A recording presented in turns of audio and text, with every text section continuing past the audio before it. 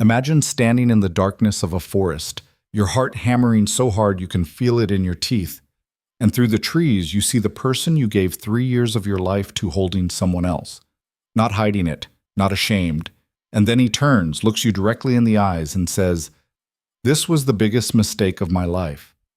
He means you. When a sacred mate bond breaks, it doesn't just shatter your heart, it tears through your soul like ice fracturing from the inside, spreading, cracking, consuming. And wolves don't survive that. Not alone, not without help. And now the clock is running. Less than 72 hours before the dying bond finishes what it started and takes you with it. No pack, no family, no plan. Just one desperate, impossible choice. Find a stranger willing to mark you before the darkness wins. But the stranger who steps out of the shadows that night, the one with the quiet strength and the piercing green eyes who says yes without flinching, is hiding something. Something that is going to change not just your life, but the fate of an entire kingdom. Who is he really? The forest breathed in the old way that night. Not the gentle exhale of wind through summer leaves, not the soft whisper of pine needles settling after rain. This was the breathing of something ancient and aware, the deep rhythmic pulse of old-growth timber that had watched generations of wolves live and die beneath its canopy. The kind of forest that remembered things. The kind that kept secrets. Lyra Vale had grown up learning to read forests the way other wolves learned to read people. Her mother, a woman with silver-streaked hair and restless eyes, had spent more years wandering between pack territories than she'd ever spent in one place. She'd taught Lyra to navigate by moonlight, to track by scent and broken bark, to sleep with one ear always open. "We are not settled wolves," her mother used to say, braiding wildflowers into Lyra's dark hair on summer evenings. "We are watchers. We are the ones who see." Lyra had always believed that watching was enough, that seeing clearly, seeing truly, was a kind of power that belonged only to her. She understood now, running through the moonlit undergrowth with her heart fracturing in her chest, that she had been watching the wrong things all along. She had been careful tonight. That was the cruelest part. Careful the way she was always careful around the Hale pack. Measured, quiet, present enough to be noticed, but small enough to avoid provoking anyone. 3 years of careful. 3 years of folding herself into the shape of someone they might eventually accept. 3 years of swallowing down the looks, the whispers, the cold shoulders, the dinners where someone always managed to sit just slightly too far away from her at the table. She had told herself it was worth it. She had told herself that Rowan's love was worth all of it, and maybe, in the beginning, it had been. Rowan Hale was the kind of man who filled a room without trying, the kind of man who laughed loudly and warmly and made everyone around him feel like the most important person in the world, until the moment he didn't, and then you realized the warmth had always been performance, and the cold underneath was the thing that was real. Lyra had seen that cold once, early on, in the way his eyes went flat when a subordinate pack member made a mistake in front of company. She had filed it away in the part of her mind where she kept uncomfortable truths and told herself she'd misread it. She had misread so many things. Tonight, she'd followed him into the forest because she'd smelled something wrong on the night air. Not danger, exactly, not blood or threat. Something subtler. Something that had prickled at the base of her skull, the way her mother had taught her to heed. The instinct that didn't have a name but always turned out to be right. The bond had been quiet for weeks. That was unusual. In the beginning, the mate bond had hummed between them like a live current, warm, constant, the kind of feeling that made you reach for someone even in sleep. She'd grown accustomed to it. She'd built her sense of belonging around it, the way you might build a house around a fire and forget to wonder whether the fire could go out. Weeks of silence. And then tonight, something worse than silence. A pulling. A slow, terrible pulling sensation in her chest, like a thread being drawn out of her ribcage with deliberate, patient hands. She'd told herself she was imagining it. She'd followed him anyway. Quintuples. She smelled the woman before she saw her. Cedar and jasmine and the distinctive warm musk of a wolf who was deeply, comfortably at home in her own skin. Lyra knew that scent. Serena Voss, daughter of the neighboring Thornwood pack, a woman with copper hair and the kind of easy confidence that Lyra had never once felt in her own body. They had met at the summit gathering 2 years ago. Serena had shaken her hand with a firm, clean grip and smiled at her with no warmth at all behind her eyes. Lyra crouched behind the root shelf of a fallen oak and watched. The clearing was small and lit by the three-quarter moon. Enough light to see clearly, too much light to pretend otherwise. Rowan stood at the center of it, and Serena stood in the circle of his arms, and his face was tipped down toward hers with an expression Lyra had spent 3 years trying to make him show to her. She did not breathe. She did not move. She stood perfectly still behind the fallen oak and watched the man she had given 3 years of her life to cup the face of another woman between both his hands with a tenderness that was so complete, so whole, that it felt like a physical blow to her sternum. "She's going to ask questions," Serena murmured. Her voice carried in the quiet clearing. Lyra heard every word. "She always watches, even when she pretends not to." "Let her ask." Rowan's voice was different than she'd ever heard it. Lower, gentler, more honest, some part of Lyra thought bitterly than he'd ever been with her. "She's smart enough to see it eventually." "And the bond?" A pause. The pulling sensation in Lyra's chest intensified sharply, a clenching, twisting feeling that made her knees want to buckle. "The bond was a mistake." Rowan said it simply, the way you'd say the weather's changing or we're out of wood for the fire. A fact, not an apology. "It happened when I was young and I didn't understand yet what I was doing. I never—" He stopped, pressed his forehead against Serena's. "She was never the one I was meant for." The words landed in Lyra's chest like a blade finding the exact right angle between ribs. And then, as if the forest itself was conspiring against her, as if the universe had decided that heartbreak was insufficient and required the additional cruelty of humiliation, a branch cracked under her foot. Rowan's head came up instantly. His eyes, those dark, familiar eyes she had catalogued over 3 years, the exact shade of dark amber in certain light, found her immediately in the shadows beneath the fallen oak. For a single suspended moment, nobody moved. Lyra stood there. She did not cry. She had long since trained herself out of crying in front of people who would use it as evidence of weakness. She stood perfectly still and let him look at her, and she watched his face move through a sequence of expressions: surprise, discomfort, something that was almost guilt, before settling into a look she recognized too well: calculation. "Lyra." His voice was careful, even. "Don't." She heard her own voice come out low and strange. "Don't do the part where you explain. You misread what you saw. Rowan." She said his name like a full stop, like a door closing. "I didn't misread anything. I have very good eyes." Her voice only cracked on the last word, and she hated herself for that. "I've always had good eyes. I just chose not to use them." Serena watched from behind him with the detached expression of someone observing a scene that concerned her very little. That, somehow, was worse than anything else. The dismissal of it, the total absence of guilt or remorse in those copper-framed eyes.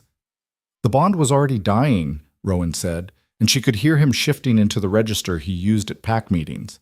The reasonable voice. The voice that made everything sound manageable. "You felt it. I know you felt it." She had felt it. That was the truth of it. She had felt it, and she had ignored it, and she had kept her head down and kept trying and kept believing. "What you felt was me pulling away." He said it gently, and the gentleness was the worst part. The gentleness of a man explaining to a child why Christmas wasn't real. "It wasn't working, Lyra. It hasn't worked for a long time. I tried to—" "Don't tell me you tried."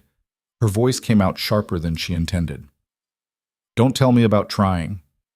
The bond chose that moment to make itself known in the most devastating way possible. It didn't break cleanly. She had heard stories. Everyone in pack culture grew up hearing stories of mates who died and took the bond with them, a sharp rupture and then silence. She had always imagined it like a rope snapping, quick, definitive. It was nothing like that. It was ice. A spreading, fracturing sensation that started in her sternum and radiated outward through her body. Not all at once, but in stages, the way ice cracks across a frozen lake under increasing weight. First the center, then the branches. then the fine, delicate traceries that reached all the way to her extremities, and each one that fractured took something with it. Warmth, certainty, the deep animal knowing of not alone, not alone, not alone that the bond had provided for 3 years. She made a sound she didn't recognize as coming from herself. Her knees hit the forest floor and she didn't feel them land. Later, she would not be able to reconstruct the precise sequence of events. She remembered Rowan's voice saying her name once, just once, with something in it that might have been alarm or might have been inconvenience. It was hard to tell the difference with him. She remembered Serena saying something in a low, urgent tone that she didn't catch. She remembered the cold spreading through her body and her wolf, that deep, instinctual other self that every shifter carried, throwing back her head in a howl of agony so profound it had no sound. Silent grief was always the loudest kind. She remembered getting back to her feet. She didn't know how. She didn't remember consciously deciding to rise, but her legs pushed her upright with a mechanical determination that had nothing to do with her mind and everything to do with simple survival programming. Get up, move, running is living, her mother's voice. Old lesson. Old survival logic from a woman who had spent her whole life on the move. Lyra ran. She ran without direction and without plan, which was the most frightening thing about the next several hours, because Lyra Vale did not do things without plan. She was a planner. She was a watcher who cataloged and calculated and prepared. She had backup routes for her backup routes. She had emergency caches of supplies and identification documents and emergency currency in 4 separate locations across 3 territories. Holdovers from a childhood spent always on the verge of moving on. None of that mattered right now. Right now her body was fracturing from the inside, and her wolf was inconsolable, and the only thing her mind was capable of producing was a single, repeating, terrifying fact. Wolves don't survive broken bonds. Not often. Not alone. Not without intervention. She had met one wolf in her life who had survived the death of a mate bond. An older woman in the eastern reaches named Marin, who walked with a slight list to her left side that she said had nothing to do with her spine and everything to do with the part of her soul that had never quite healed after her mate died. Marin had been haunted. Marin had been functional, but barely, and only because she'd had a pack around her through the worst of it, a community of wolves who had sat with her and held her and refused to let her disappear into the grief. Lyra had no pack. She had thought she had a pack. She had spent 3 years trying to build herself one, and tonight she understood that she had been building on sand, that the pack that had always been lukewarm toward her would close ranks around Rowan now, the way pack structures always closed ranks, around blood, around history, around the people who had always belonged, not around the wanderer who'd come in from outside and never quite fit. She had no family to go to. Her mother was 3 territories away and moving. She had no close allies within the Hale pack. She'd been too careful about not being seen as a political player to cultivate real bonds there. She had herself. She had her training. She had the bone-deep cold spreading through her chest like frostbite. And she had, she estimated, somewhere between 72 and 96 hours before the dying bond finished collapsing and took her nervous system with it. She thought about this as she ran, tried to convert panic into calculation. Her mother's voice again. Emotion is fuel, panic is waste. Use the first, avoid the second. Options. She needed options. The bond could be interrupted before it finished destroying her. There was one way to do that, one rough, messy, drastic way that pack elders spoke about in hushed voices, and that most wolves never had cause to consider. If a new mark was placed before the old bond completed its collapse, if another wolf's bite initiated a new connection, the dying link could be overridden. It was not common. It was considered by most wolves to be an act of desperation bordering on taboo. The implication being that you were asking a stranger to forge a permanent bond for purely transactional reasons, which violated every sacred understanding of what mate bonds were supposed to be. It was, as far as Lyra could determine, her only option, and it required finding a wolf willing to do it. Now. She ran for 3 hours by the position of the moon before she smelled the crossroads. Not a metaphorical crossroads, a literal one. The old road junction where the Hale territory met the edges of 3 other packlands, a geographic accident that had, over generations, become a natural neutral ground. A small tavern had grown up there, the way establishments always grew up at crossroads, because people who were between places needed somewhere to stop, and the space between territories attracted the kind of people who didn't entirely belong to any single one of them. Her kind of people once. The building was low-slung and built from old timber, lights burning warm in the windows despite the deep hour of the night. The sign over the door, the boundary post, was weathered to near illegibility. She could smell at least a dozen different wolves inside, a complicated layering of pack markers and individual scents that told her this was exactly what she'd hoped. A transient place, frequented by people in transit, people between things. People who might, for the right reasons or even the wrong ones, consider doing something extraordinary. She was shaking when she pushed through the door. She tried to hide it. She was not entirely successful. The interior of the boundary post was warm in the way that old buildings that have hosted 10,000 human and wolf stories are warm. Not just from the fire burning in the hearth, but from accumulated years of use, of heat absorbed into the wooden walls and released slowly into every subsequent night. The bar ran along the left wall, the kind of bar built from serious timber with a surface worn smooth by decades of elbows and glasses.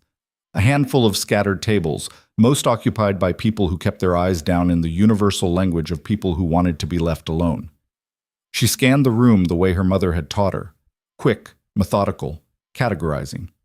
Near the fire, two older wolves who smelled of the same pack, deep pack bonded, not useful. At the bar, a group of three younger males who were watching her already with the particular quality of attention that meant they'd noticed she was alone and distressed, which was the kind of attention she didn't need. Along the far wall, in the booth that had the best sight lines and the easiest exit access, a habit of the cautious, a man sitting alone. She noticed the exit access thing first. That was the detail that pulled her attention, because choosing that seat required the same kind of training her mother had given her, and that training didn't grow on trees. She noticed the rest of him second.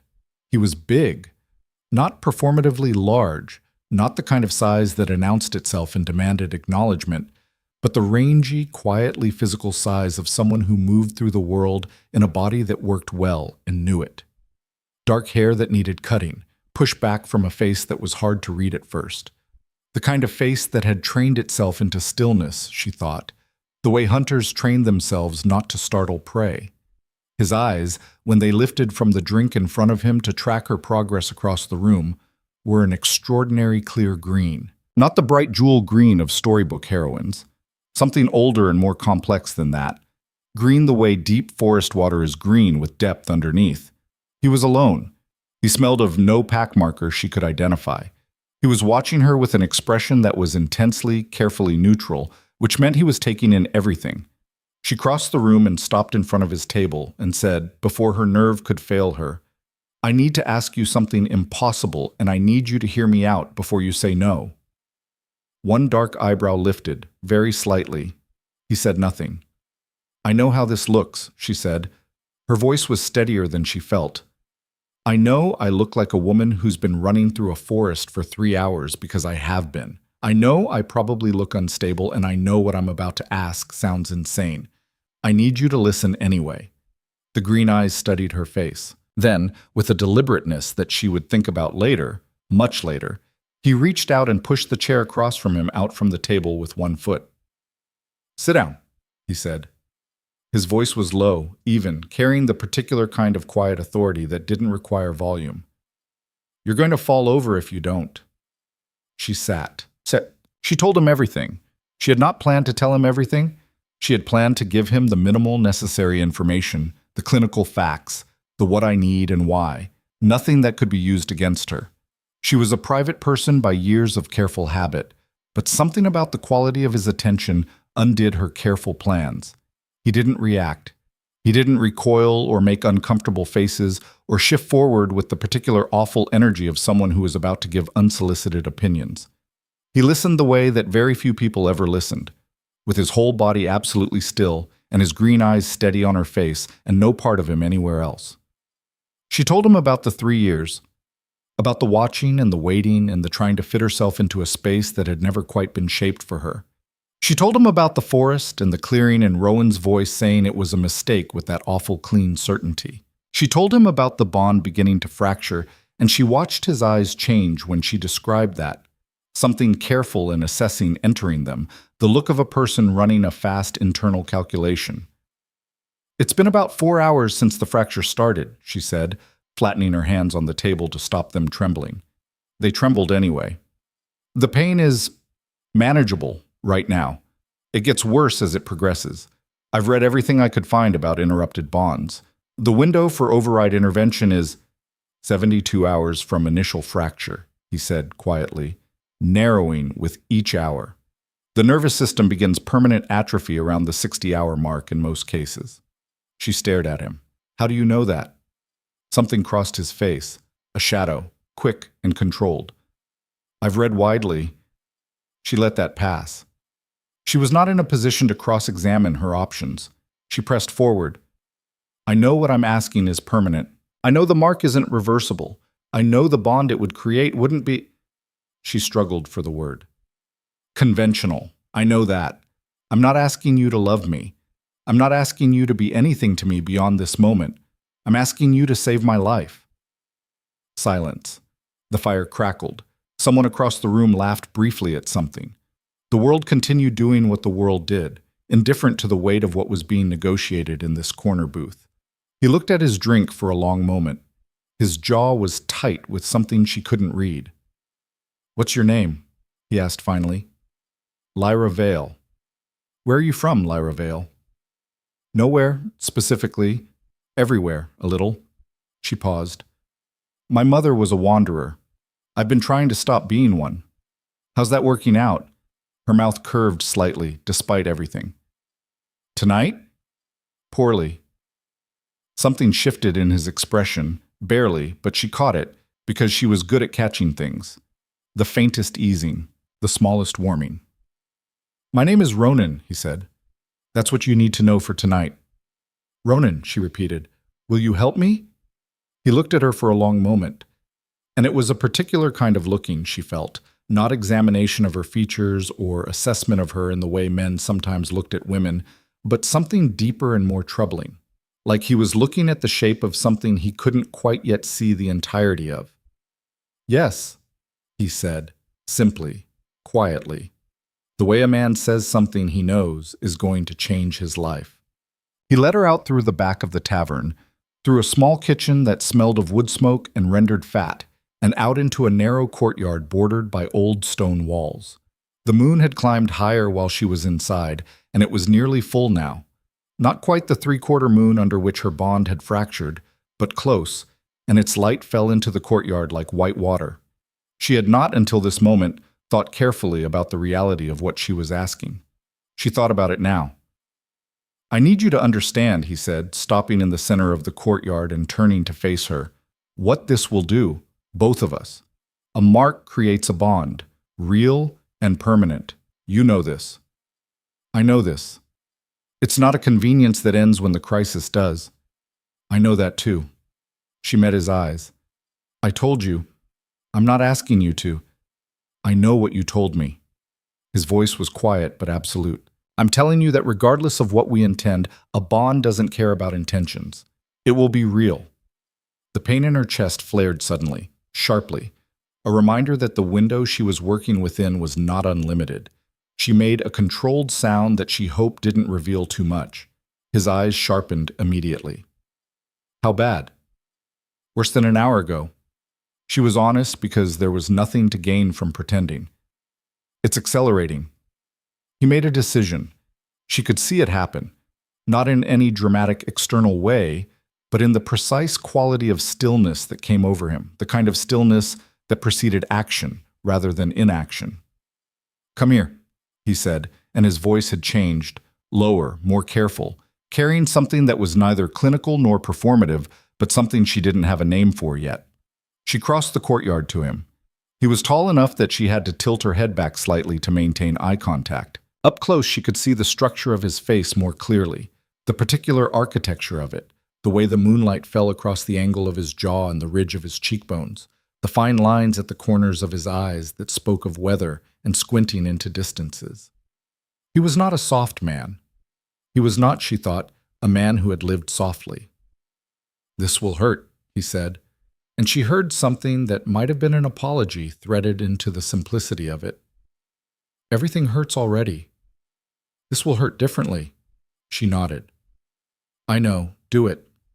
He raised his hand and brushed her hair back from the left side of her neck. And the gentleness of that gesture, the careful deliberateness of it, was somehow more undoing than anything else that had happened tonight, because it was the touch of someone who understood that she had just been through something devastating and was choosing to handle her accordingly. Not with pity, with care. She closed her eyes. His bite was fierce and clean, exactly as he'd promised, a sharp, bright pain that was nothing like the spreading cold frost of the breaking bond, but immediate and specific and real, the kind of pain you could hold to, could orient yourself around. She gasped and grabbed the front of his jacket without meaning to, her fingers finding the fabric automatically, holding on. And then, the dying bond snapped. She felt it go. Not gently, not gradually, but all at once, like a rope cut under tension. A release that was simultaneously liberation and grief because it was over. That 3-year thread was finished, and even though it had been killing her, it had also been hers, and nothing ending is entirely clean. And in the space it left, the sudden silence where the dying bond had been, something new began. Quiet at first, almost tentative, like a question rather than a statement. A warmth that was nothing like the cold she'd been living in for the last 4 hours. A warmth that didn't announce itself with fanfare or demand acknowledgement, but simply was. A small, steady presence at the back of her mind, like a candle in a room that had been dark for a long time. She opened her eyes. He had stepped back. His face was carefully arranged, was the phrase that came to her. Controlled and unreadable again, the earlier moment of something like warmth closed away behind very competent walls. But she could feel him. That was the new strangeness, and the new wonder, and the new terror. She could feel him through the nascent bond, not clearly, not completely, but as a presence, a person-shaped warmth in the dark edge of her awareness. "The bond took," he said quietly. It wasn't a question. "Yes," he nodded. Something moved behind his eyes that she couldn't name. "You need to go," he said then, and his voice had changed again, harder, more deliberate, with an urgency underneath it that she didn't understand. "Leave this territory. Put as much distance between yourself and the Hale Lands as you can. Don't use your real name if you can avoid it for the next few weeks." She stared at him. "What? Why? What aren't you?" "I can't explain right now." He met her eyes, and something in that green gaze was absolutely serious, in a way that sent a different kind of chill down her spine. Not the grief cold of the broken bond, but something more alert. Something that smelled like danger. "Please listen to me on this. Go." "But, Lyra!" Her name in his mouth, and the fact that he used it, the fact of the new bond resonating quietly as he did, stopped her. "What happened tonight, what we've done, it will draw attention. Attention you are not equipped to deal with right now. Please, go." She wanted to argue. She was very good at arguing. She had approximately 47 questions, and she wanted answers to all of them. But the bond, the new bond, small and strange and barely begun, sent her something through its quiet channel. Not words. Nothing that clear. Something more like a color, a sensation, something that felt unmistakably like genuine concern. She picked up her bag from where she'd set it against the wall. "This isn't over," she said. "No," he agreed, and something in his voice when he said it was complicated in a way she didn't yet have the language for. "It isn't." She walked out of the courtyard. She did not look back because she had the uncomfortable feeling that if she looked back, she would do something she hadn't yet decided she should do, and she needed to think. She needed to run and breathe and find somewhere safe to be still for a moment and take stock of the fact that she had just, in the space of one catastrophic night, lost a 3-year bond and forged a new one with a stranger in a moonlit courtyard. A stranger named Ronan, who knew about bond collapse timelines, who had chosen the seat with the best sightlines and the easiest exit access, who had something in his face when she gave her name that she hadn't quite been able to read. She ran into the dark between the trees and turned these thoughts over and over in her mind, the way her mother had taught her to turn stones, looking for what lived underneath. The new bond hummed faintly in her chest, quiet and steady and inexplicably, infuriatingly warm. She ran, and somewhere behind her, in the courtyard of the boundary post, a man named Ronan stood in the moonlight with his hand pressed to his jaw and an expression on his face that, had anyone been there to see it, would have told them something significant about the kind of man he was underneath the careful control. Not a stranger who had done a stranger a favor, not a traveler passing through. Something else entirely. Something the wandering wolf running through the dark trees had not yet even begun to guess. She did not sleep that night. She told herself it was practicality. She needed distance, needed to put real geography between herself and Hale territory before anyone in Rowan's pack decided to formalize whatever had broken between them tonight. Pack politics moved fast when a mate bond dissolved. She knew enough about how these things worked to understand that the narrative would be written before she had any chance to offer a counter version, and the narrative would not be flattering to her. It never was for the wanderer. It never was for the one who came from outside. But the truth was more honest and more complicated than practicality. She could not have slept if she'd tried. The new bond was awake. That was the only way she could describe it. The sensation of a presence at the far edge of her awareness that had not been there 8 hours ago, a warmth that pulsed with someone else's heartbeat, distant and strange and undeniable. She had expected, if the override worked, something clinical, something functional, the way a healing splint was functional, providing structure where there was damage, nothing more. She had not expected it to feel like this, like a voice just out of earshot, like a fire in a window seen from far across a dark field. Present. Specific. His. She focused on walking and tried to stop noticing it.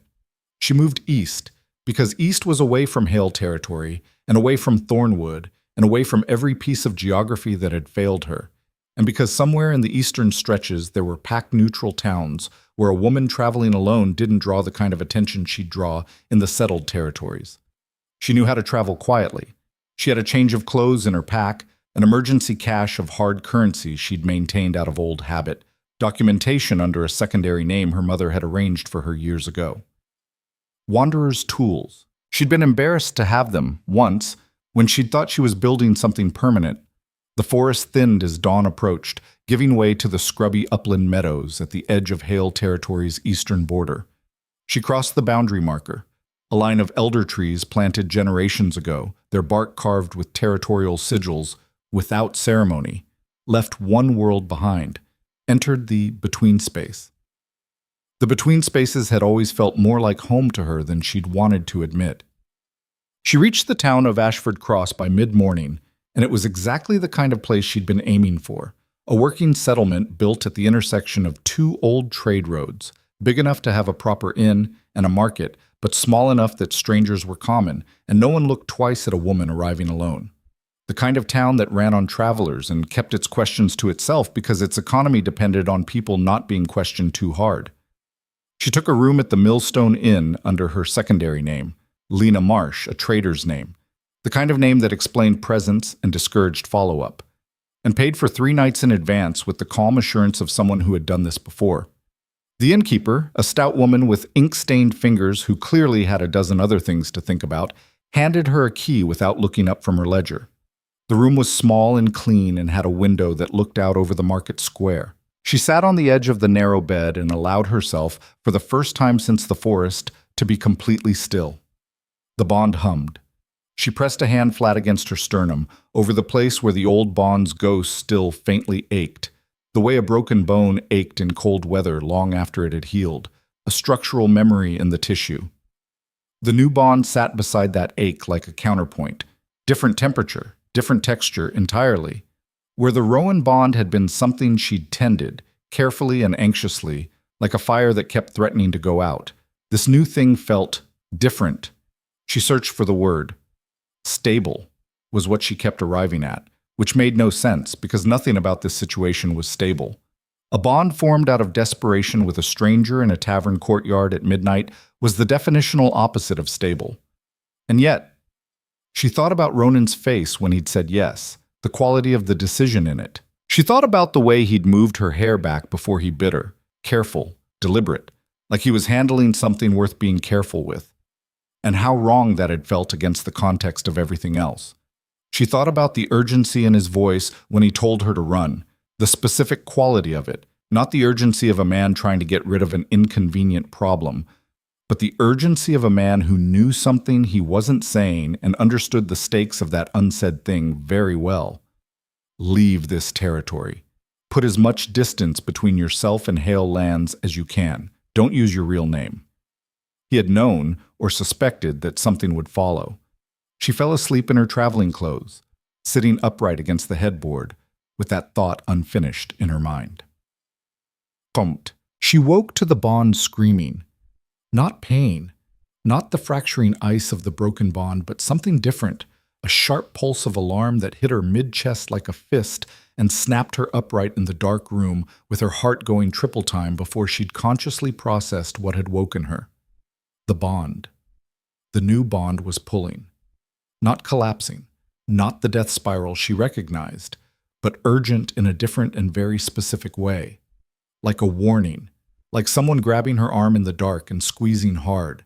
She was at the window before she understood she'd moved, and she was looking down into the market square of Ashford Cross, and what she saw in the pre-dawn gray made her stomach drop to her feet. 3 wolves, not from a local pack. She could tell from the way they moved through the square with the particular purposeful ease of people who were not here to browse the market, but to find something. They were wearing Hale pack colors under their travel gear. She could see the green-gray of it at collar and cuff. Rowan had sent trackers. Of course he had. She'd been naive to think the night's events would simply conclude, that Rowan would absorb the wreckage of their bond in peace and let her walk away clean. She understood now, watching the trackers quarter the square with professional efficiency, that the situation was more complicated than simple heartbreak. Pack politics. She'd been Rowan's bonded mate for 3 years, which meant her presence in his pack's records was significant. Her departure, her survival of a bond fracture, raised questions. Wolves weren't supposed to survive. Wolves who survived required explanation, and explanations were political. And if they discovered she'd taken a mark from an outside wolf, she stepped back from the window. Think. Her mother's voice, sharp and steady in the back of her mind. Emotion is fuel. Panic is waste. Think. The secondary ID was solid. The innkeeper hadn't looked closely. Her scent was a problem. Trackers were tracking wolves, which meant they were hunting by nose as much as by eye, and she'd been in this room for 6 hours. But the Millstone Inn had a dozen occupied rooms and its own complicated scent landscape, and she'd been careful coming in, using the back market entrance, keeping close to the cooking smells. She had maybe 20 minutes, she estimated. Possibly less. She packed in 4 minutes. She had never been the kind of person who unpacked anything she might need in a hurry. And she was down the back stairs and through the inn's kitchen before the smell of the morning's first bread had finished developing. She pressed a second night's coin into the hand of the startled kitchen boy without stopping and told him the room would need attention and went out the delivery entrance into the alley. The alley met a lane. The lane met a farm track. The farm track led east. She ran again, and this time the bond was running with her, that strange, warm presence at the back of her mind pulsing in a rhythm that felt, she could not entirely explain this even to herself, like encouragement. Like someone unseen keeping pace alongside her in the dark. She hated how much she didn't hate it. The next 48 hours were the hardest of her life in ways she hadn't anticipated. Not because of the pursuit, though the Hale trackers were thorough, and she spent 2 of those hours in the rafters of an abandoned grain storage building, listening to 2 of them discuss her disappearance in low, speculative voices that told her a great deal about what story was being told back in Hale Pack territory. Not kind stories, not fair ones. She knew the bond was failing, one said. She recognized his voice. A man called Drek, one of Rowan's inner circle, a heavy-set tracker who'd always looked through her at pack gatherings like she was furniture. She tried to manipulate it, tried to hold on when he'd already moved on. They're saying she took a mark, the other said, and something in the tone made Lyra very still in the rafters, careful still, listening still. Who from? Nobody knows. That's the interesting part. A pause, the sound of boots on old stone. Random mark, probably. Desperate grab for survival. Whoever she found was either too naive to understand what they were getting into, or a sound that might have been a laugh. Well, you know the other kind. The other kind. Lyra translated that without difficulty. The kind of person who operated in the gray spaces, who could be bought or persuaded, who didn't ask too many questions. They were painting her, she understood, as the kind of woman who collected useful connections the way other people collected debts, strategically, without sentiment. She thought about Ronan's face in the moonlight, the way he'd looked at her before he'd agreed. The trackers moved on. She stayed in the rafters for another hour, to be sure, and spent the time thinking about things she would have preferred not to think about. The harder part of those 48 hours was the bond itself. She had not anticipated what it would be like to carry a connection to someone she couldn't reach. The Rowan bond had been present, omnipresent, in fact, available and responsive in the way of a bond between two wolves who shared a territory and a bed in daily proximity. She had not thought, until now, about how much of that bond's functionality had depended on closeness. The bond with Ronan was awake and active and bewilderingly present for something connecting two people who were, by her rough estimation, at least 40 miles apart. That shouldn't be possible. Newly formed bonds were typically weak across distances, barely more than a faint sense of continued existence from the other end. This one was something else. It sent her things she couldn't quite interpret. Not words, not images, but impressions. Threads of emotion with context attached to them that she couldn't source. Twice, she felt something that was unmistakably concern. Not her own concern. Hers was constant and ambient and had a specific anxious texture she recognized in herself. This was different. This was from the other side of the bond. A particular quality of alert attention directed at her that made her want to do something irrational, like stop running and press her back against a tree and say, out loud, to no one, "I'm fine. I'm okay. I'm still here." She didn't do that. She kept running. But she thought about it. She thought about it a great deal more than she would have liked. On the third morning after the fracture, 48 hours after the mark, she reached the city of Velmore. Velmore was the largest neutral settlement in the Eastern Territories, a proper city of some 50,000 inhabitants that had been maintained as pack independent for 3 generations through a combination of political agreement and sheer economic utility. Nobody attacked Velmore because everyone needed Velmore. It hosted the eastern trade routes, 3 major pack-neutral financial institutions, and the annual territorial summit that was the closest thing the divided Wolfkind political landscape had to a unified governing body. The city had its own municipal guard, its own laws, and a long-standing policy of territorial neutrality that was enforced with the kind of humorless consistency that kept even alpha packs from testing it. It was also, she knew from long familiarity with maps and crossroads gossip, the seat of the royal administration. She had not planned to come here. She had been aiming for the smaller settlements further east, the kind of places where a woman could find low-profile work and keep her head down for a few months while things settled. Velmore was not a low-profile destination. Velmore was loud and visible and politically complicated, but the trackers had pushed her east faster than she'd intended, and Velmore was where the road led when you ran straight and didn't divert. And she was tired, and the bond was doing something new and unsettling that she needed to think about without also thinking about footsteps behind her in the dark.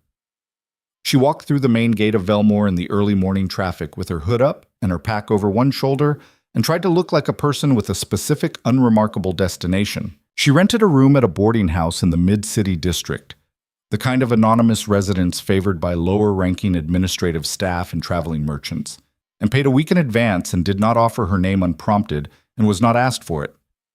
She sat in the room and thought. The bond had been doing something that morning that it had not done before, pulling in a direction. Not the urgent warning pulse of 3 mornings ago, but a steady, low-level orientation. Like a compass needle, she thought, if compass needles pointed at people instead of magnetic north. She had tried, experimentally, to determine which direction it was pointing and had arrived at an answer that didn't make any sense. Here. The bond was pointing here, toward the city she'd just entered, which meant he was here, or had been, or was coming. She pressed the heels of her hands against her eyes and breathed carefully. The knock came 2 hours later. 3 sharp raps, evenly spaced, with a pause after the third. The pattern her mother had used as a childhood signal, the one Lyra had never told another living person about, which meant this was either an impossible coincidence or someone who knew things they had no business knowing. She opened the door with one hand braced against the frame, ready to push it shut or bolt through it, depending on what she found on the other side. It was not Ronan. It was a young woman, very young, maybe 19 or 20, with a face that was doing its level best to project professional composure and not quite managing it around the edges. She was dressed neatly and entirely in gray, the kind of neutral, unmarked gray that Lyra associated, after a second's thought, with administrative staff. Royal administrative staff, specifically. The gray of palace runners. The gray of people who carried messages that weren't supposed to carry identifying marks. In her hands was a sealed letter, and the seal was in black wax, and the stamp pressed into that wax was— Lyra's stomach did something complicated. The royal crest. The mark of Alpha King Ronan Thorn, ruler of the kingdom of Kareth, seat of power of the unified Pack throne. She had seen it on official edicts posted at Pack border stations. She had seen it on the summit documentation distributed before major territorial gatherings.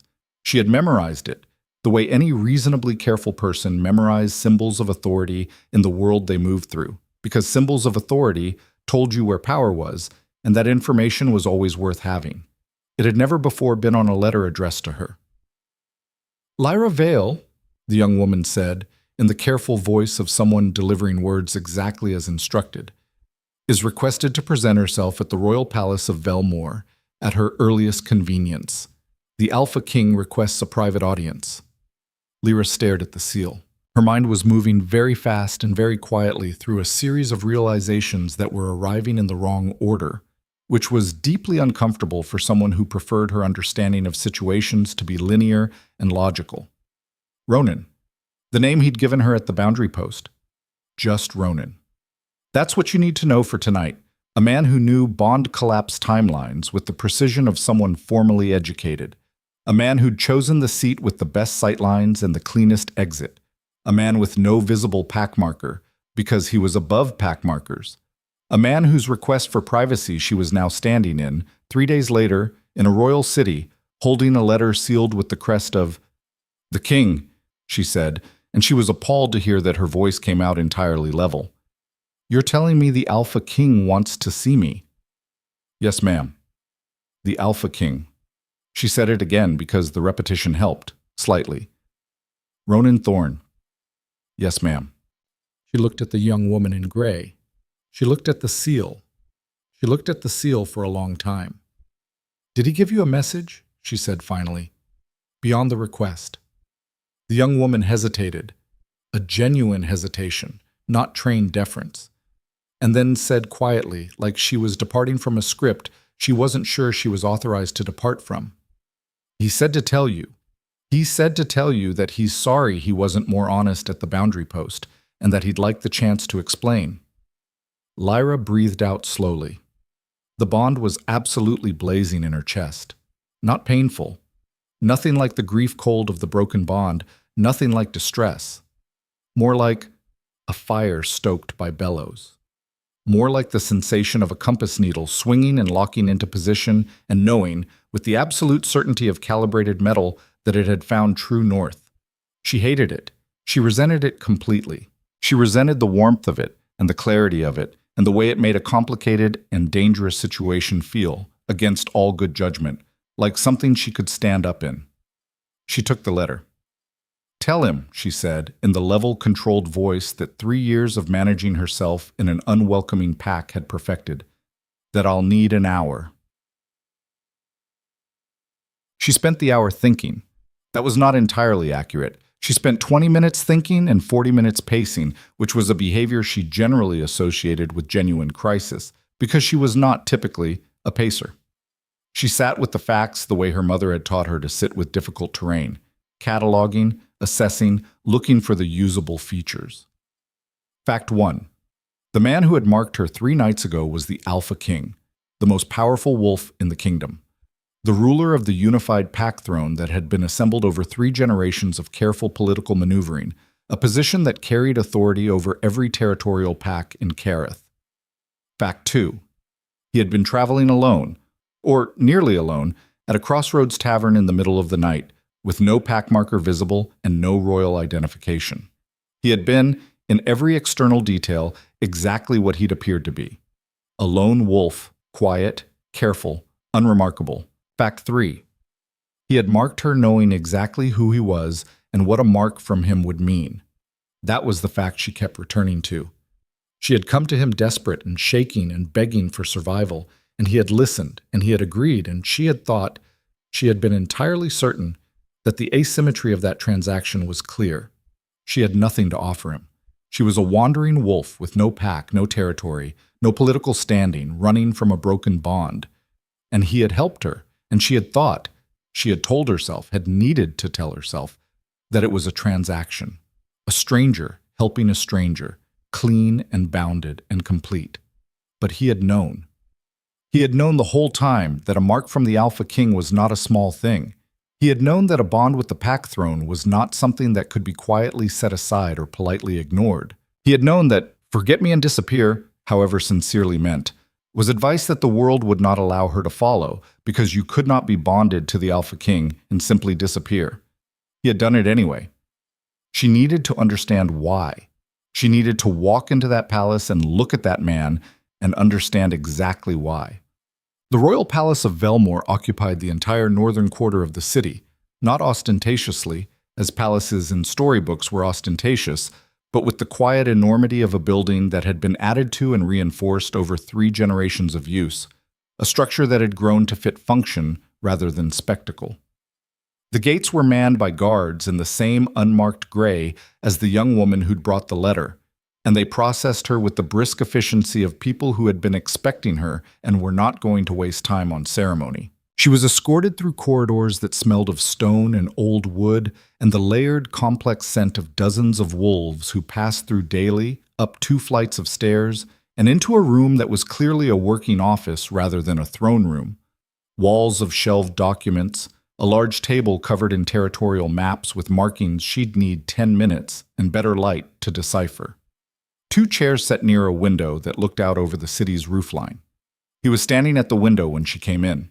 He turned when the door closed behind her escort, and he looked exactly like himself, she thought, which was both a relief and a problem.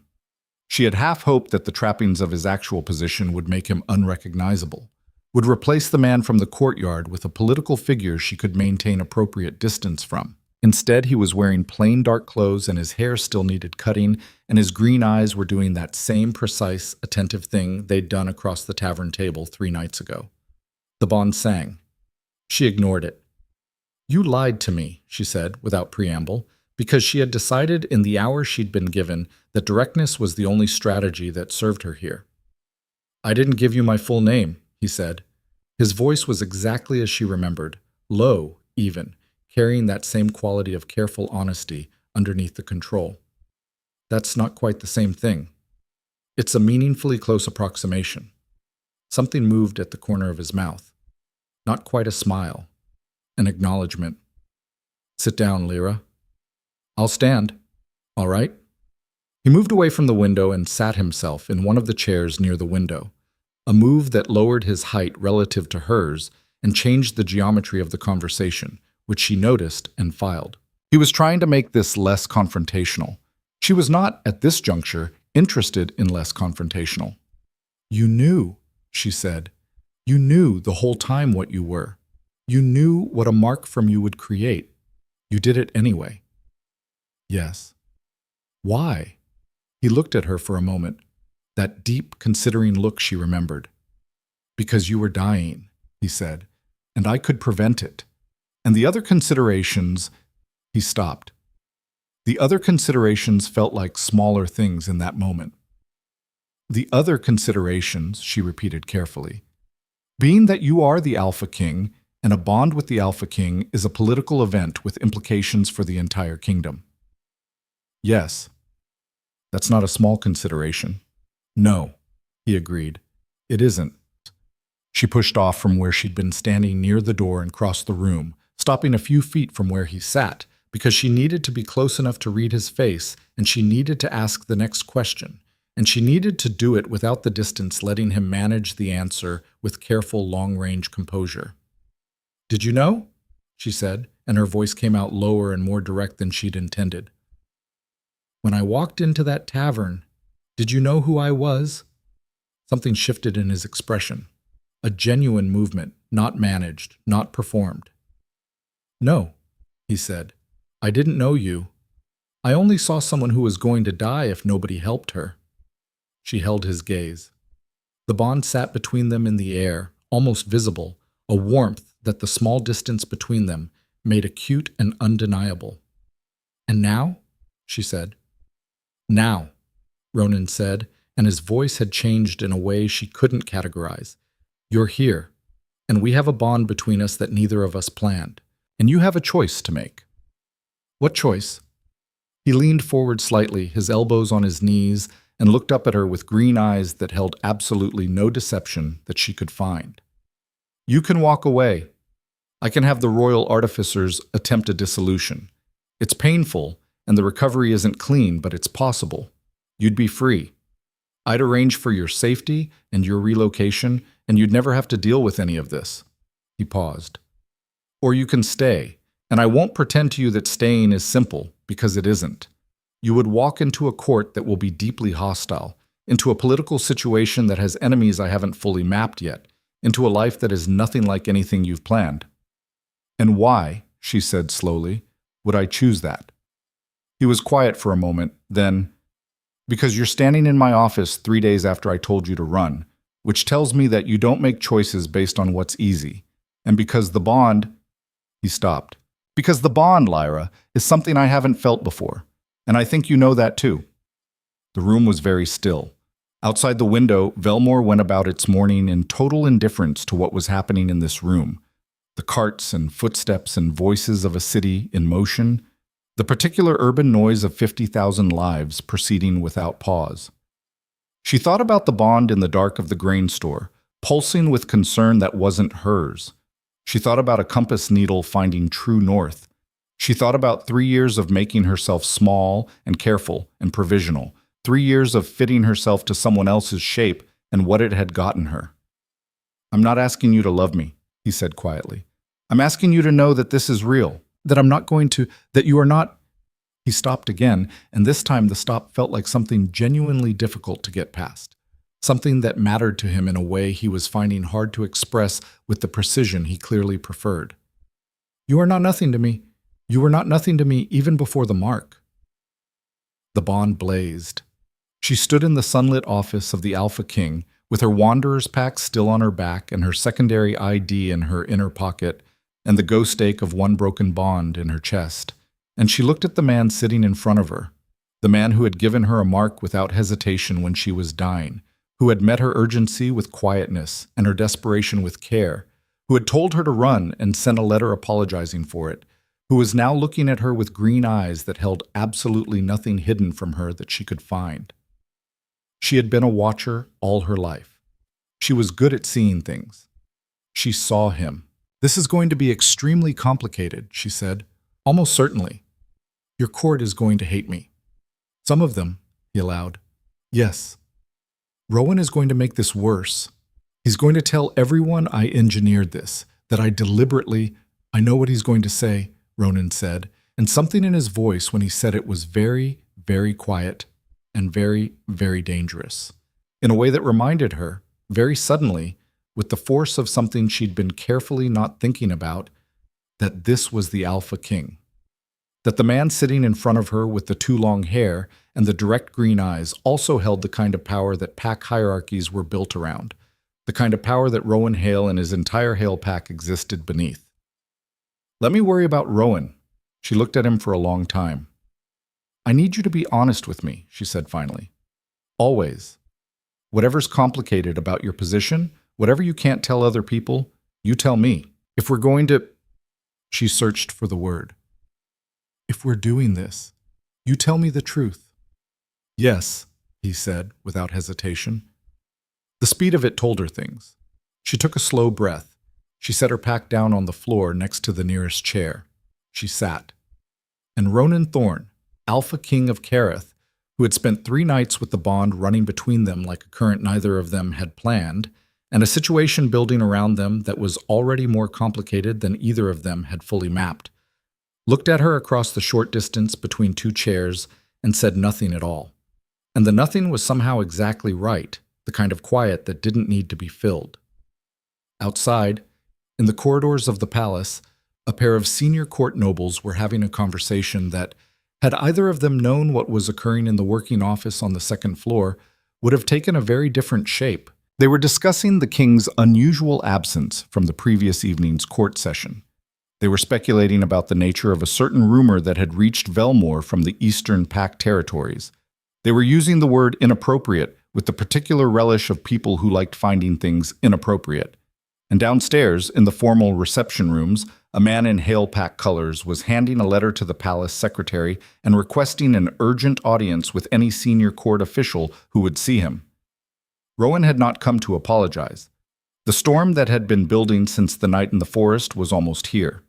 And Lyra Vale, wandering wolf, woman with no pack and no territory and no plan beyond this room, sat across from the most powerful man in the kingdom and understood, with the bone-deep clarity of someone who had been a watcher all her life, that the next thing that happened would define everything that came after. She reached into her pack for the secondary ID documents her mother had made her. She set them on the table between her and Ronan. "My real name," she said, "is Lyra Vale. I want you to know that. All of it." He looked at the documents. He looked at her. "I know," he said quietly. "I know exactly who you are." The door at the far end of the corridor opened and footsteps approached, more than one set, moving with the purposeful speed of people carrying urgent news. And the bond between them went taut and warm and absolutely certain, like a rope pulled straight between 2 points that weren't going to move. The knock on the office door landed like a stone in still water. The knock landed 3 times, hard and fast, the way news knocked when it couldn't wait. Ronan didn't move immediately. He held Lyra's gaze for 1 more second, a second that contained something she couldn't fully translate yet, something between a question and a promise. And then he said, in a voice that had shifted registers entirely, the working office quiet replaced by something that carried the weight of a man who had spent years making decisions that affected hundreds of thousands of lives. "Come in." The door opened on 2 people. The first was a young man in palace gray. An age, she registered, senior enough to have direct access, but junior enough that his face was still showing the anxiety he was trying to suppress. The second was a woman in her 50s with iron gray hair cut to her jaw, and the bearing of someone who had been professionally calm in crisis situations for so long, it had become her resting state. She wore the dark blue of the Royal Council, and the look she gave Lyra when she entered was not hostile. It was something more controlled and therefore more unnerving. Assessing. The way you assessed a variable you hadn't accounted for in a calculation you'd already run. "Counselor Marin," Ronan said, "La maisha masienata," and Lyra felt something cold move through her at the name before she could stop it. Marin. The same name as the haunted wolf from the eastern reaches she'd thought about on the night she ran. The survivor of a broken bond. A coincidence. It had to be a coincidence. "Your Majesty." The woman's eyes moved between Ronan and Lyra with the precision of a surveyor taking measurements. "There's a situation at the main reception." "I know," Ronan said. He stood, and the movement was unhurried, and Lyra watched the way the room changed around him when he stood, the subtle reorganization of everyone's attention, the small gravitational shift that happened when a person of genuine authority fully occupied their own presence. She had seen Rowan do something similar at pack gatherings, but Rowan's version was performance. This was something different. This was what it looked like when it was real. "Who came with him?" 3 pack representatives, Marin said. Hale, Thornwood, and... She paused, a controlled pause, the kind that preceded difficult information. "Lord Castell of the Northern Reaches is here as well.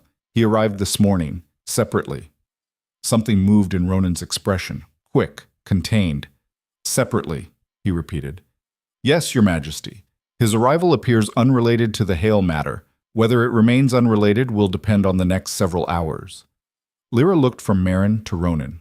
Who is Lord Castell? The pause that followed her question was not long, but it was specific. The particular pause of two people rapidly calculating how much to say. A senior noble of the northern reaches, Ronan said. He has been challenging the legitimacy of the throne's authority over independent pact territories for some time. Challenging how? Methodically, Merrin said, in a tone that answered the question and closed it simultaneously. Lyra sat with that for a moment, then, and if he finds out about the bond? It wasn't a question. She watched both their faces and understood the answer before either of them gave it. He'll try to use it, Ronan said. How? However damages the throne most effectively. He said it plainly, without softening, and she appreciated that even as the implications of it settled across her shoulders like additional weight. A king who takes a desperate wanderer's mark in a tavern courtyard without council approval or territorial summit ratification. That's a vulnerability, Lyra. The law requires the Alpha King's bonding to be formally announced before the summit. I didn't do that. I couldn't have done that. The circumstances didn't allow it. So Castell will say you acted outside the law. Castell will say I acted outside the law, and that the bond is therefore invalid, and that an invalid bond means an illegitimate claim, and an illegitimate claim is the thing he's been building toward for 2 years. He looked at her steadily. He's been waiting for exactly this kind of opening. The room was quiet for 3 seconds. And Rowan, she said. Rowan Hale's petition is for formal acknowledgement that his prior bond to you was improperly terminated, that you violated pact covenant by seeking an outside mark while still bonded. Merrin's voice was precise and uninflected. It's a legal challenge. If it holds, the new bond is challengeable, and it all unravels, Lyra said. Her voice came out flat. She was looking at the documents still spread on the table between them. Her secondary identity, her real name written in her own hand, the tools of a woman who had spent her life preparing to run. So in 48 hours, I've gone from a dead bond to being the center of a royal succession crisis. Yes, Ronan said, quietly, without apology, because they both knew an apology was not what the moment needed. She looked at him. You could have let me die in that forest. No, he said, and the simplicity of it, the absolute uncomplicated certainty of it, hit her somewhere she wasn't prepared for it to hit. I couldn't have, bum. She had less than an hour before the formal reception convened. Merrin, who turned out to be the head of the royal council, a detail that had been omitted from her introduction with what Lyra suspected was deliberate tact, brought her to a small chamber off the main corridor where a palace attendant produced clean clothes and hot water, and the kind of brisk, professional assistance that didn't ask questions and didn't offer opinions. Lyra washed 3 days of forest and flight from her skin and changed into clothes that were plain but well made. A deep charcoal gray that was not quite the palace gray of staff, not quite the colors of any pack, but something between, something neutral. She stood in front of the small mirror while the attendant pinned her hair back from her face and thought, this is what walking into hostile territory looks like when the territory is a throne room. She had done something like this before. She had walked into Hale Pack gatherings as the outsider, the wanderer's daughter, the mate from nowhere, and she had kept her spine straight and her chin level, and she had watched and learned and adapted with the patience of someone who understood that belonging was sometimes something you had to survive your way into rather than simply arrive at.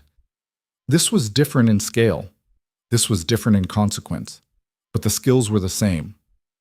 You are a watcher, her mother's voice said, from whatever far-wandering distance she currently occupied. Watchers see. Watchers survive. You're ready, the attendant said, stepping back. Lyra looked at her own face in the mirror. Dark hair, dark eyes, the faint marks of sleeplessness under them. The small scar at the left side of her jaw from a training accident at 14. The neck, where Ronan's mark was, new enough to still be visible.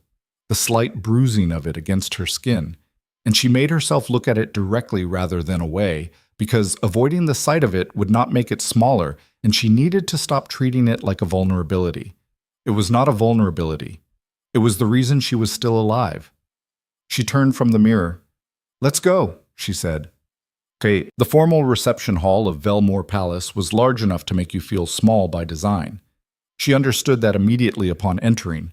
The ceiling height, the stone columns, the deliberate acoustics that made every footfall echo slightly, all of it engineered over generations to produce a specific psychological effect in people who stood within it.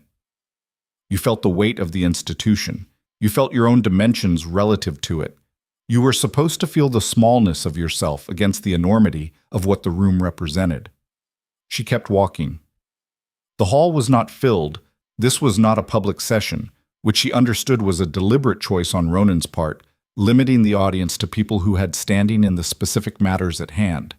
Still, there were perhaps 40 wolves present, ranged along the sides of the room in the informal groupings of people who had arrived with their own agendas and were waiting to see what everyone else's turned out to be. She identified them quickly, cataloging Hail Pack colors on one side, 6 people, Rowan at their center in his formal packhead regalia.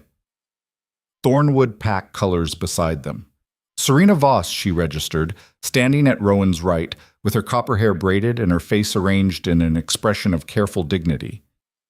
A group of northern wolves in the gray and white of the reaches, with a tall, older man at their center, whose face she hadn't seen before, but whose bearing told her immediately that this was Lord Castell. Scattered individuals she couldn't place by pack. Observers, she thought, or people with their own interests who'd heard something was happening and found reasons to be present. And along the front, flanking the empty throne, Marin and 4 other council members in deep blue, with the careful faces of people who were going to follow whatever this became in real time and adapt accordingly. Lyra walked in. The room noticed. She watched it notice. The small physical adjustments, the turning of heads, the ripple of attention that moved from the entrance toward the various assembled groups. She watched Rowan's face specifically, because his reaction was the one she could most accurately read after 3 years of study. He had not expected her to walk in upright. She could see it, the adjustment, the rapid reassessment behind his eyes.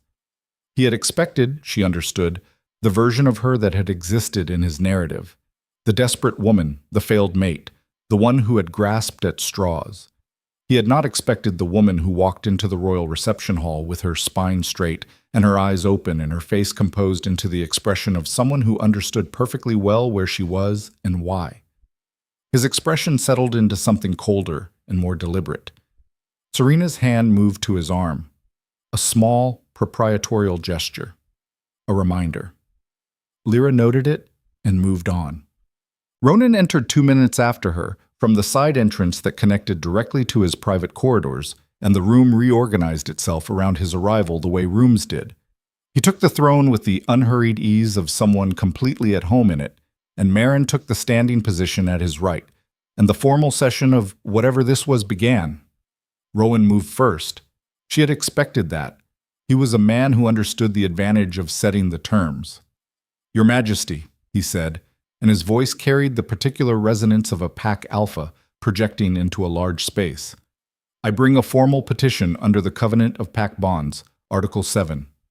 The bond between myself and Lyra Vale was not dissolved by mutual consent or by natural death. It was severed by outside interference and replaced without my knowledge or consent, in violation of pack law." There was a murmur in the room, controlled, brief, but present. "I contest," Rowan continued, with the smoothness of a man who had prepared this statement carefully and was delivering it exactly as rehearsed, "the validity of any subsequent bond formed under these circumstances.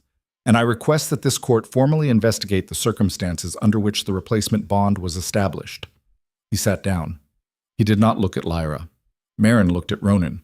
Ronan's face was absolutely composed. "The petition is received," Marin said, in her uninflected counsel voice. "A response will be, if I may." Lord Castell's voice came from the northern side of the room, and it was a beautiful voice, deep and resonant, and carrying the particular music of someone who had been wielding words as weapons for a very long time. He was perhaps 60, Lyra thought, with the weathered look of a wolf who had spent significant time in hard conditions, silver at his temples, and a scar running along his left cheekbone that she suspected was not from an accident. Given the nature of the petition, and given the particular circumstances of the bond in question, I believe additional context is warranted before any response is offered. He looked at Lyra, not at Ronan, at her. This woman, he said, with the careful neutrality of someone deploying a word that wasn't neutral at all, appeared in this city 3 days ago. She has no pack affiliation, no territory, no standing within any recognized pack structure. She carries a mark that, if her own account is accurate, was placed upon her under circumstances that were, at best, irregular. At worst, he paused, letting the room fill the blank with its own imaginations. At worst, the circumstances suggest a calculated approach to a person of significant power in a vulnerable moment of their choosing. "You're accusing me of something," Lyra said. Her own voice startled her, not because she hadn't intended to speak, but because the quality of it surprised her. It was not defensive. It was not the careful, modulated voice she'd spent 3 years deploying in Hale pack rooms. It was simply direct, and the directness of it moved through the room like a different kind of sound. Castell looked at her with something that might have been recalibrated respect, and almost certainly wasn't. "I'm contextualizing a situation that deserves context. You're suggesting I manipulated a stranger in a tavern into marking me so that I could end up here." She held his gaze. "And you're suggesting this in front of the man you're alleging I manipulated, which is interesting, because if I were as calculating as you're implying, I'd have prepared better for the part where he turned out to be the Alpha King." A small, charged silence. "Unless," Castell said, and now his voice had sharpened, the velvet and daggers register of a man abandoning misdirection in favor of the actual blade. "You did know." The room went very still. Lyra felt it. The shift in the atmosphere, the way 40 Wolves' attention restructured itself around the new shape of the accusation. She felt it, and she felt the bond spike in her chest, a sharp, bright heat that was not her own emotion. And she understood that Ronan was reacting to this, somewhere behind his composed exterior, in a way that the bond was transmitting without his permission. She made herself breathe, she made herself think. "I'd like to answer that question," she said, and her voice was steady. "In my own way, if the court will permit." Marin looked at Ronan. Ronan's eyes moved to Lyra. Something passed between them through the bond, not words, not anything she could have transcribed, but a quality of attention that felt, unmistakably, like trust. "The floor is yours," he said. She told the truth. Not strategically, not in the selective, calculated way that political speech was usually truth. The truth that was deployed in service of an outcome. She told the actual truth, beginning to end, with the complete awareness that a court of 40 wolves was hearing every word, and that every word was going to be used by someone in this room in ways she couldn't fully predict. She told them about Rowan. She did not editorialize she did not call him cruel or dishonest or calculated in his discard of her.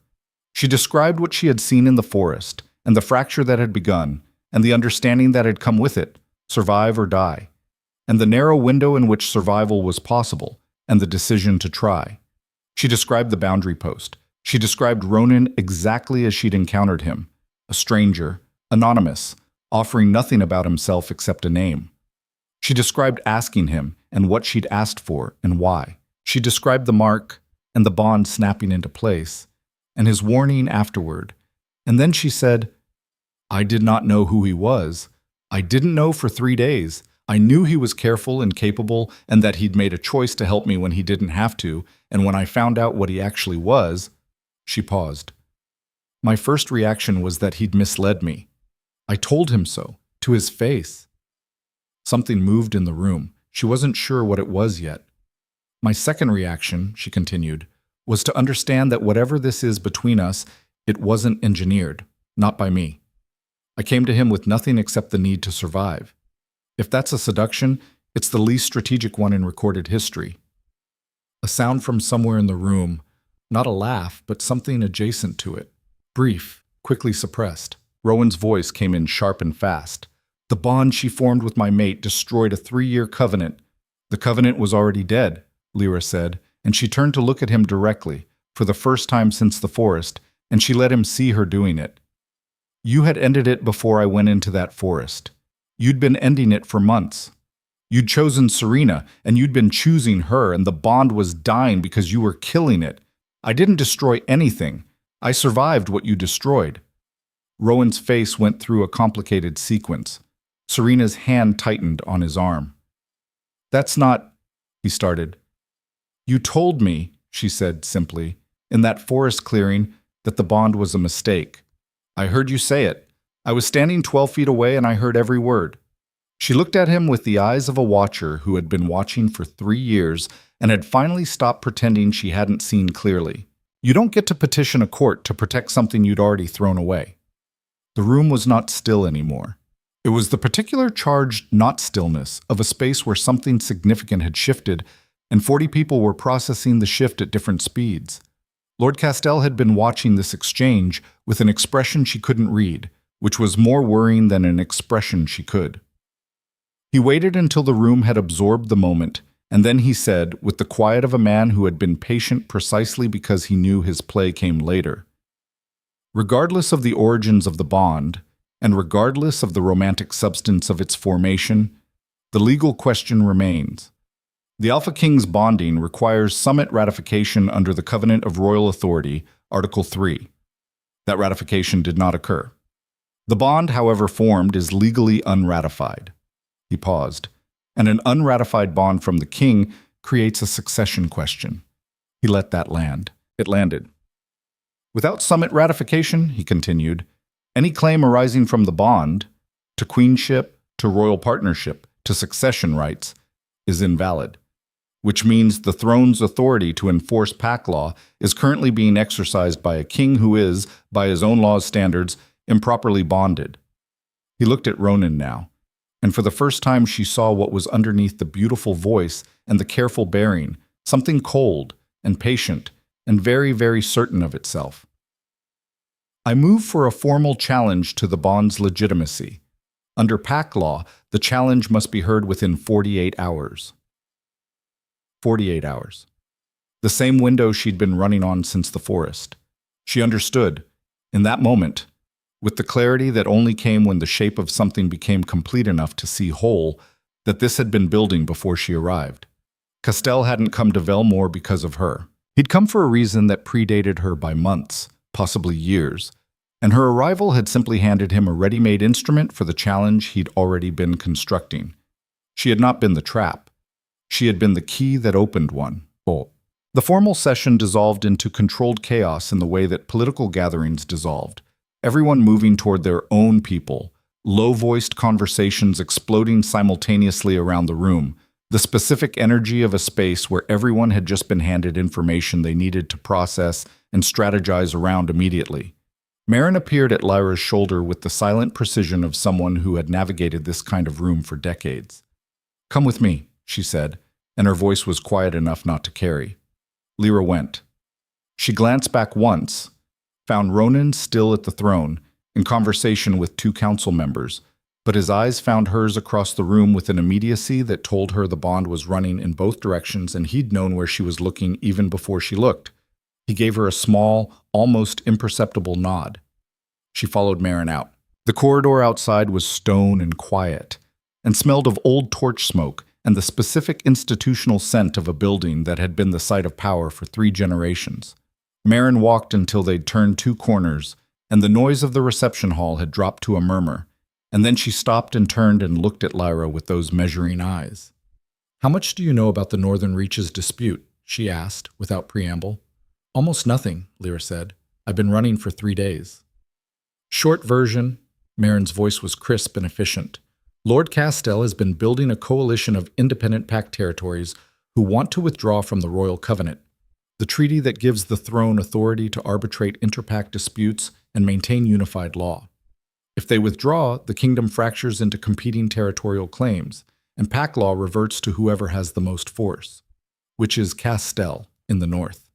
She looked at Lyra steadily. "Ronan has spent 2 years preventing this. He's prevented it through a combination of legal precedent, diplomatic negotiation, and the fact that his personal authority is substantial enough that most pact leaders prefer him in power to the alternative. But if the bond challenge succeeds, His authority becomes legally questionable. Some of the moderate pacts who've been holding to the royal covenant do so because they trust the throne. If they start doubting the throne's legitimacy, she didn't finish it. She didn't need to. Lyra pressed her fingers briefly against the bridge of her nose. So Castell needs the challenge to work. More than you know, Marin said. There's something else. Something we found this morning, which is what I was coming to tell the king when I knocked on that door. She paused, a real pause, the first time Lyra had seen the woman's control show any weight beneath it. The Hale petition didn't arrive this morning by accident. Rowan Hale has been in correspondence with Castell's people for 6 weeks. The petition was prepared before you arrived here. It was prepared before the bond even existed. The corridor was very cold suddenly, or maybe she was. They were waiting, Lyra said. They were waiting for something. We don't believe they knew about you specifically, but they'd been watching the king for any legal vulnerability in his bonding status, because he has no other heirs and the succession is complicated, and Castell has been positioning to challenge whatever bond the king eventually formed, on the grounds that the summit ratification requirement hasn't been enforced in 2 generations and could be weaponized. Marin looked at her. You gave them the vulnerability earlier than expected, in a form better than they'd planned for. A wanderer, no pack, no standing, marked at a tavern crossroads at midnight. From a propaganda standpoint, it's perfect, Lyra said, because it was. Objectively, brutally, it was perfect. A better story than anything Castell could have invented. The wandering wolf who'd trapped the king at his most vulnerable.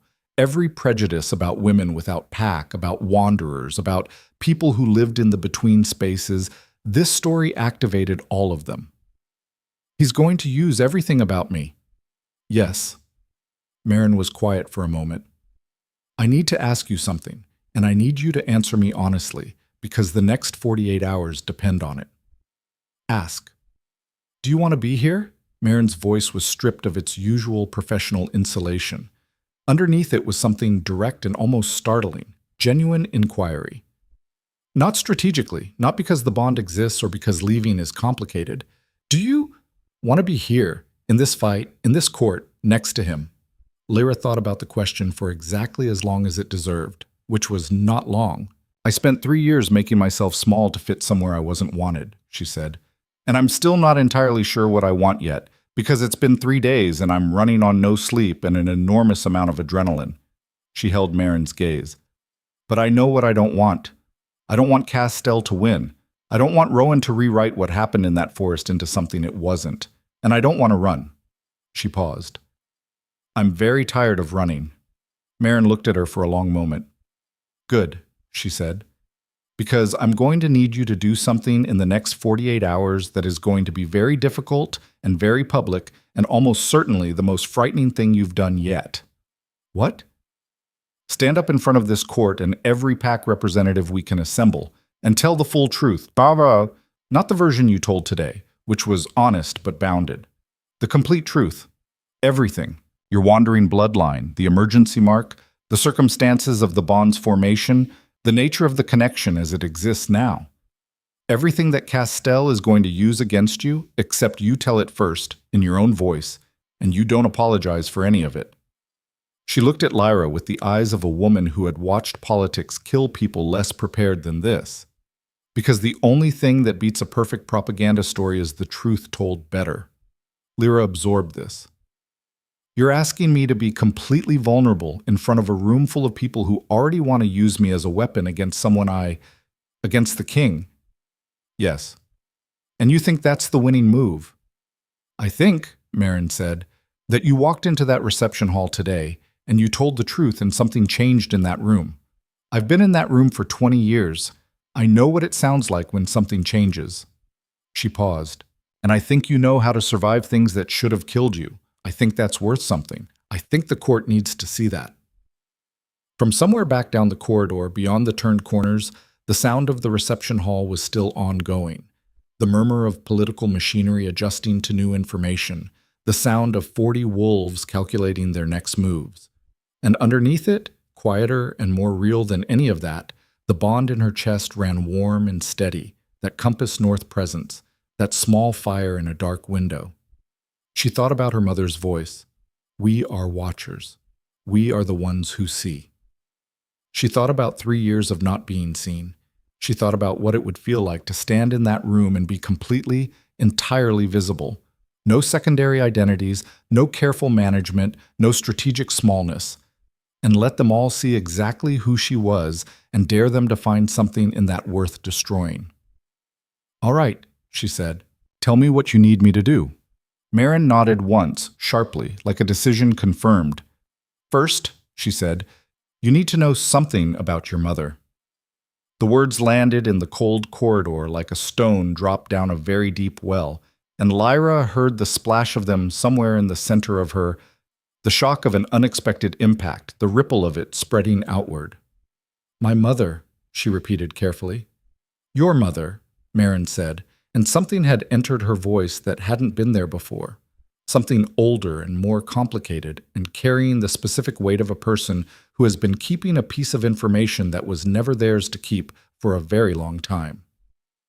Your mother was not a wanderer by circumstance, Lyra. She was a wanderer because she was running from this court, from this city, from a history that... She stopped. Her jaw was tight. Your bloodline is not wandering blood. Your bloodline is royal blood. Your mother was the Alpha King's half-sister. The corridor was very quiet. Lyra's heartbeat was very loud. That makes me, she said, in a voice that was doing a remarkable job of staying level.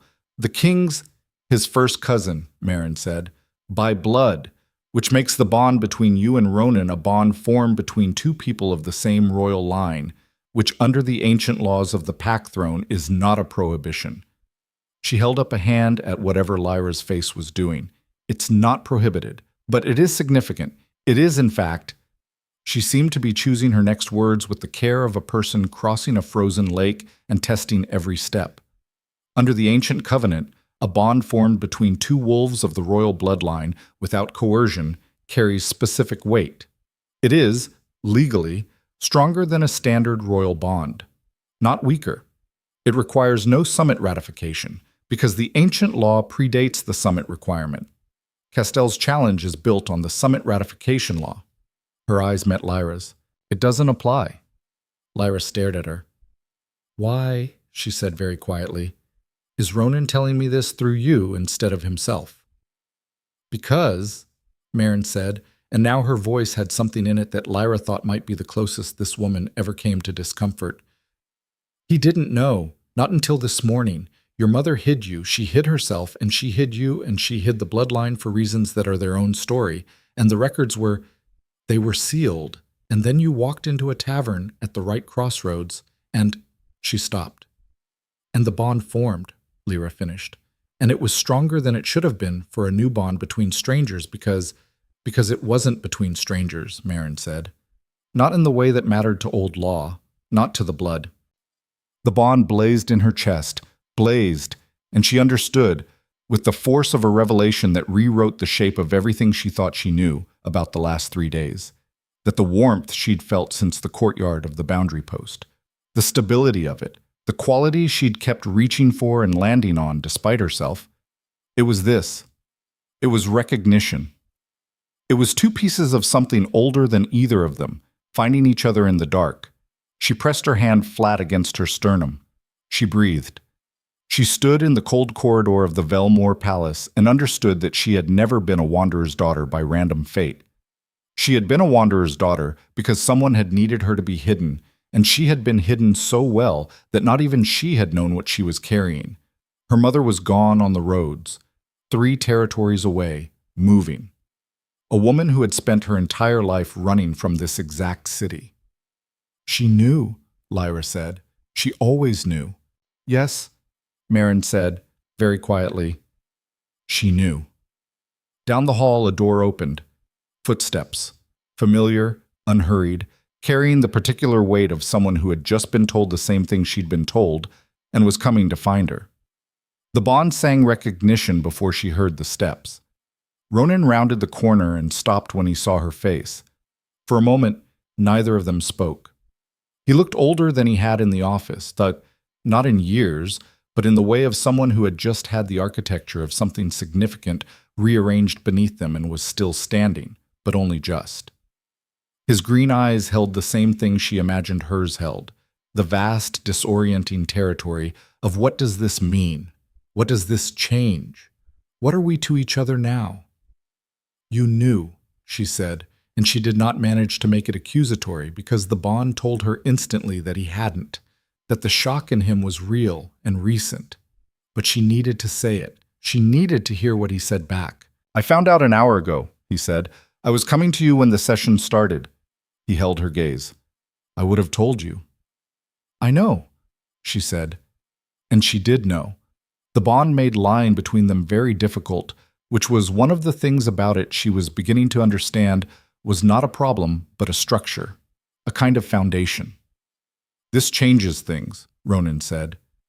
It changes everything, she said, which means Castell's challenge is built on sand, he said, and something entered his expression that was not relief exactly, something harder and more complicated than relief, the expression of a man who had just found a weapon he'd need to use carefully.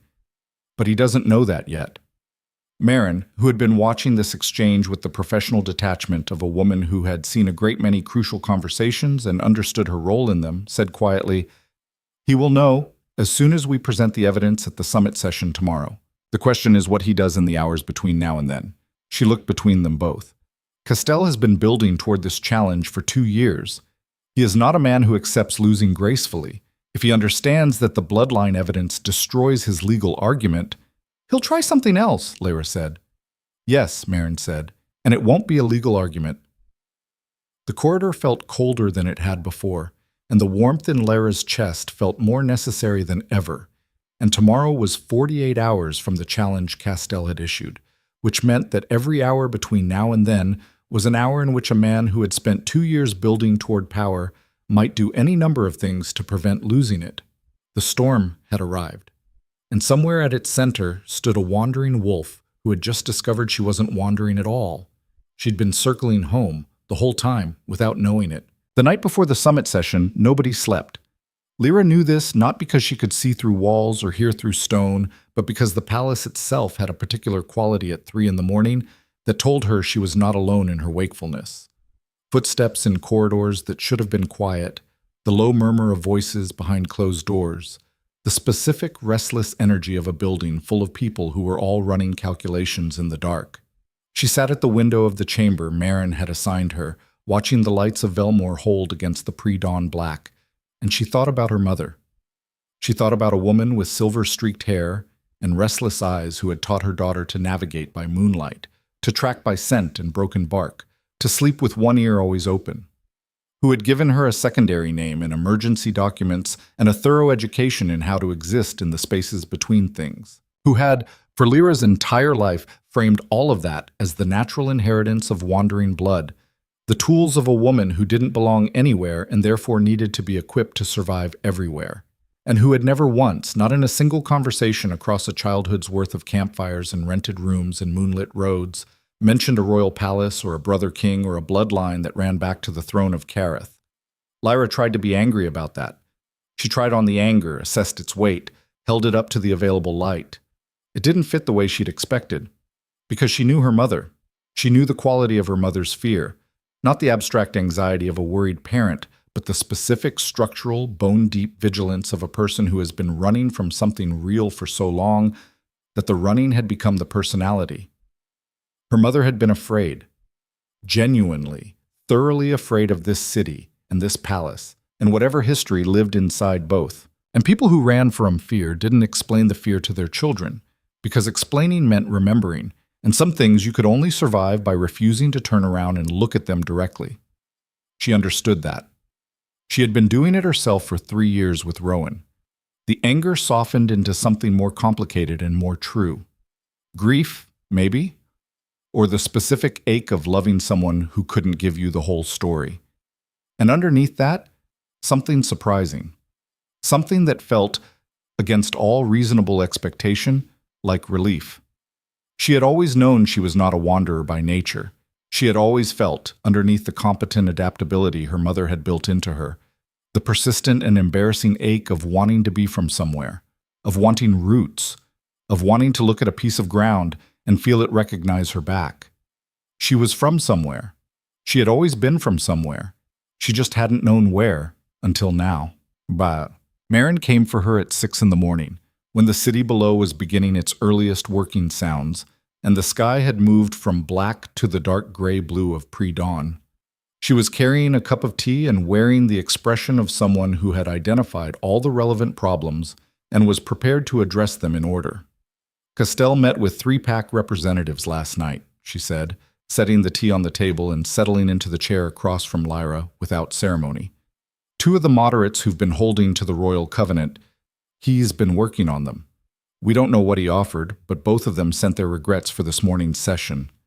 Lyra wrapped both hands around the teacup. He's pulling witnesses. He's reducing the audience for what he expects to happen this morning.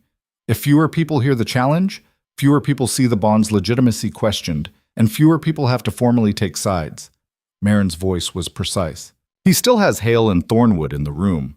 He has 2 Northern Pack Lords and their representatives, and he has the challenge itself, which under Pack law has to be heard regardless of who's present. Who do we have? 4 council members. Myself. 2 neutral city Pack representatives who have no interest in Castell's coalition and a great deal of interest in the throne remaining stable. She paused. And Ronan. And me. Marin looked at her for a moment. And you. Which is why I'm here at 6 in the morning. She leaned forward slightly, and the careful professional distance she maintained dropped just enough to reveal the woman underneath. A woman who was, Lyra thought, genuinely invested in how this ended, not just strategically, but personally. The evidence of your bloodline is solid. The ancient law superseding the summit ratification requirement is solid. The legal ground is as good as it can be. But Lyra, she stopped. Law is not what changes rooms. You know that. You proved it yesterday. Lyra remembered the small sound that had moved through the reception hall when she'd spoken about Rowan. The shift. The reorientation. You want me to tell the whole truth again, she said, not just the legal argument. I want you to tell the truth before Castell tells his version of it, Marin said, because his version is already written, and it's persuasive. And if the moderate Pack representatives who stayed away this morning hear that version first, the legal victory today becomes a political wound that doesn't heal. She held Lyra's eyes. The law can win the challenge. Only you can win the room. Lyra drank her tea and thought about what it meant to be completely, entirely seen. What time does it start? She asked. 2 hours, Marin said. Then I need 1 hour to think and 1 hour to get ready. She set down the cup. And I need you to tell me one more thing. What? My mother's name, her full name, the one she was born with here, not the name she used after. She looked at Marin steadily. I want to know who she was before she ran. Something moved across Marin's face, the shadow of a long history, a complicated one, the kind that had its own weather. Ilara Thorne, she said quietly. Her name was Ilara Thorne. Lyra sat with the name for a moment. Thorne. The same name as the man in the room down the hall. The same blood. Thank you, she said, and meant it. The summit chamber was different from the reception hall. Older, for one thing. The reception hall was formal architecture designed for impression, but the summit chamber was the real working space, the room where Pack law had been argued and codified and contested for 3 generations. The walls held the marks of it, carved stone tablets recording major covenant decisions, iron brackets where territorial flags hung when all the Pack representatives were present, a long central table of dark wood worn to a satin finish by centuries of elbows and papers and the accumulated pressure of important decisions. She walked in with Marin, and she felt the room receive her the way a room receives someone it has been arguing about in their absence. A complex, charged attention that was nothing like the simple notice of a stranger entering a social space. These people had spent the previous afternoon and evening deciding who she was. She could see the various verdicts in the way they looked at her. From Castell's side, calculation. He was standing at the far end of the table, and he watched her enter with the precise stillness of a man who had planned for multiple contingencies and was rapidly running through which one she represented. The 2 Northern Pack Lords beside him had the look of men who had been told what to think and were waiting for the opportunity to think it loudly. From the Hale side, Rowan's face was doing something complex and controlled that she had learned to read over 3 years. He had expected her to be smaller. He had expected, she thought, that the circumstances of the previous day would have diminished her in some way, that by the time the formal challenge convened, she would be appropriately chastened, appropriately uncertain, appropriately behaving like the woman he'd decided she was. The woman who grasped and overreached and needed to be put back into the shape she'd been assigned. She was not that woman this morning, and she could see him recalibrating in real time. Serena's eyes tracked her across the room with an expression that was, for the first time, unguarded enough to be read. Not contempt. Something more honest than that. Assessment. Serena was a tactical person. Lyra had always known that. And tactical people were capable of genuine reassessment when the evidence warranted it. She filed that away without knowing yet what she'd do with it. Ronan was already at the head of the table. Their eyes met when she came in, and the bond ran warm and immediate, and she made herself simply acknowledge it, not suppress it, not amplify it, just let it be the thing it was, a true thing, in a room full of things being contested. She sat. The session began. Castell had prepared well. She gave him that. His legal argument was structured with the kind of care that came from 2 years of anticipating this exact confrontation. He moved through the summit ratification requirement with the fluid confidence of a man who knew the text of the law better than most people present, who had cross-referenced it against every precedent available, who had identified and pre-addressed every obvious counterargument. He was thorough. He was almost elegant. He spoke for 20 minutes without notes. He made exactly one mistake. He was so confident in the strength of his legal argument that he deployed his personal attack before the legal ground had been formally contested. He introduced the question of Lyra's character, her wandering status, her lack of pack, the improvised circumstances of the bond, as evidence of her unsuitability, and he did it early, before the ancient law had been raised, which meant he spent political capital framing her as the problem before he'd established that the problem was one the law could adjudicate. She recognized the error immediately. She suspected Marin had as well, because she saw the faintest adjustment in the angle of Marin's jaw. Not quite satisfaction, but the controlled version of it. Rowan spoke next. His petition was more personal than Castell's. The legal argument was there, referenced and supported, but the emotional core of it was the narrative he'd been building since she left. The bond improperly terminated, the mate abandoned, the wanderer who'd moved on too quickly to something more convenient. He told it with the practiced warmth of a man who was very good at telling stories that positioned him as the reasonable center. He was, she had to acknowledge, convincing. She watched 2 of the neutral city representatives' faces as he spoke and saw them absorbing it. Not fully persuaded, but softened, the way people soften toward a story that confirmed familiar shapes. Then Marin introduced the ancient law. The effect was what Lyra had expected based on Marin's preparation. Castell's face went through a rapid sequence before settling back into control. He had not anticipated it. He had not known about the bloodline evidence.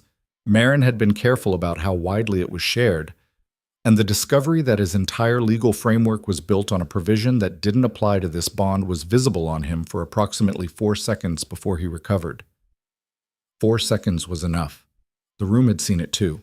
The evidence will be formally entered, Marin said with the calm of someone laying down cards she'd been holding the entire game. And the Council's position is that the summit ratification requirement does not apply under the ancient covenant provisions, as the bond in question was formed between 2 individuals of documented royal lineage. The challenge as constructed, Castell said, and his voice had changed, stripped of the velvet, running on something colder and more direct, may rest on flawed legal ground. But the question of this woman's fitness to stand beside the King of Kereth is not purely a legal question. He looked at Lyra across the table. It is a question of character, of judgment, of whether the person who shares the pack throne has the qualities that the kingdom requires. He was pivoting. She had expected him to pivot, but the speed of it was impressive. He'd abandoned the compromised legal argument in real time and shifted to terrain he'd clearly prepared as a secondary position. The personal attack he'd deployed too early was now his primary weapon. "So, let me ask," he said, addressing the room now rather than any individual.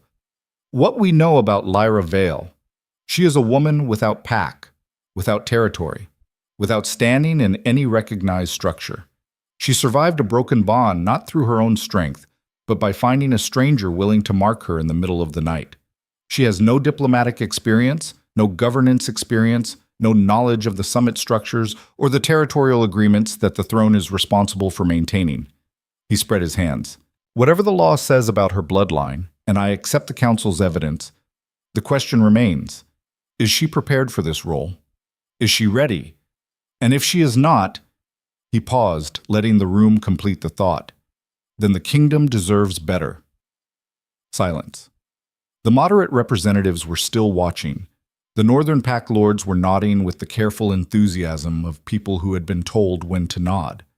And Lyra looked at the empty space across the table and thought, this is the moment Marin described. This is the moment that only I can answer. She stood up. Bob. She did not ask for the floor. She simply stood, and the room's attention came to her the way attention came to action in a still space, because movement was always louder than words. Everything he said about me is true, she said. That stopped the room. She felt it. The sharp collective recalibration, the almost physical sensation of 40 wolves hearing something they hadn't expected and adjusting their footing accordingly. Even Castell's expression shifted briefly into something genuinely uncertain. I am without pack, she said. I have been for my entire life because my mother ran from this city before I was born and gave me a secondary name and emergency documents and a very thorough education in how to survive in the spaces between things. I didn't know why until 2 days ago. I grew up thinking I was wandering blood, the kind of wolf who doesn't settle, who doesn't belong, who takes up space in other people's territories and is tolerated but never quite trusted. She looked around the table, holding each face for a moment before moving to the next. You know that kind of wolf. Most of you have had one in your pack at some point. You know how you talk about them. A small, uncomfortable movement around the table. The kind of movement that happened when something true was said about something people preferred not to examine. I spent 3 years trying to be that wolf in the Hale pack, she continued, and she felt Rowan's attention sharpen to a point. And I did it because I thought if I was careful enough and quiet enough and useful enough, eventually there would be a place for me. Eventually, I would belong somewhere. She paused. I was wrong about the approach. But I was not wrong about the wanting. Every wolf wants to belong somewhere, even the ones who pretend they don't. She turned to Castell, because this part was for him directly. You asked about my fitness, she said. You asked whether someone without pack experience or diplomatic training or governance knowledge is prepared for the role the throne requires. And you're right to ask. Those are real questions. She let that land, watched his expression respond to the concession with the slight wariness of a man who has received a gift he hasn't inspected yet. But I want to talk about what I do have, because 3 years in a pack that didn't want me taught me things that you cannot learn in a court or a council chamber. She was moving now, the way she'd watched good speakers move, not pacing, not performing, but letting the room understand that her body was as present as her words. I know what it looks like when pack law is used to manage people rather than protect them. I know what it looks like when a hierarchy serves itself rather than the wolves beneath it. I know what it looks like when the person with authority in a room is maintaining that authority through calculation rather than merit, because I lived in that dynamic for 3 years and I was studying it the whole time, even when I was pretending not to be. She stopped. I know how power works when it works badly. That is, in fact, an extremely relevant qualification for understanding how it should work well. Rowan said, This is a performance. She looked at him. Which part? All of it. His voice was controlled, but she heard the edge underneath, the edge of a man who was watching a narrative he'd written getting rewritten in real time and could not stop it. You walked into this room this morning and you gave a speech that you prepared overnight with people who are invested in the outcome. That's not honesty. That's strategy dressed up as honesty. Yes, she said. It is strategy. And you know what the difference is between my strategy and yours? She held his gaze and she did not look away. Mine is true. Everything I've said this morning is accurate. You can investigate every word of it. I haven't shaped anything or omitted anything or carefully positioned anything. I told the truth in the order that was most useful, which is what everyone in this room does, and the distinction you're trying to draw is that when I do it, it's manipulation, and when you do it, it's authority. She paused. That distinction tells us something important about who you think deserves to be taken seriously in this room, and I think the room has noticed. Another sound moved through the assembled wolves. Not laughter, not agreement, but something more subtle. The sound of people's private calculations being interrupted by something that required recalculation. She felt it the way you felt a current change direction in water. Castell's voice came back in, and it was quieter now, which was more dangerous than loud. Whatever the merits of her self-presentation, he said, the question of readiness remains. The kingdom does not run on sincerity. The kingdom runs on structure, on relationships, on the carefully maintained balance of territorial interests that the throne exists to arbitrate. That is learned, not felt. You're right, said a voice that was not Lyra's. Every head in the room turned. Ronan had spoken perhaps 6 words in the previous hour, fulfilling his role in the formal proceeding with the precise restraint of a king who understood that his power was most effective when applied at exact moments rather than broadly. He sat at the head of the table with his hands flat on the dark wood and his green eyes moving between Castell and Lyra with an expression that was, for the first time in this room, entirely unguarded. You're right that the kingdom doesn't run on sincerity, he said, and you're right that governance is learned. So let me tell you what I know from 7 years of sitting in this chair and being responsible for every wolf in this kingdom. He looked at Castell steadily.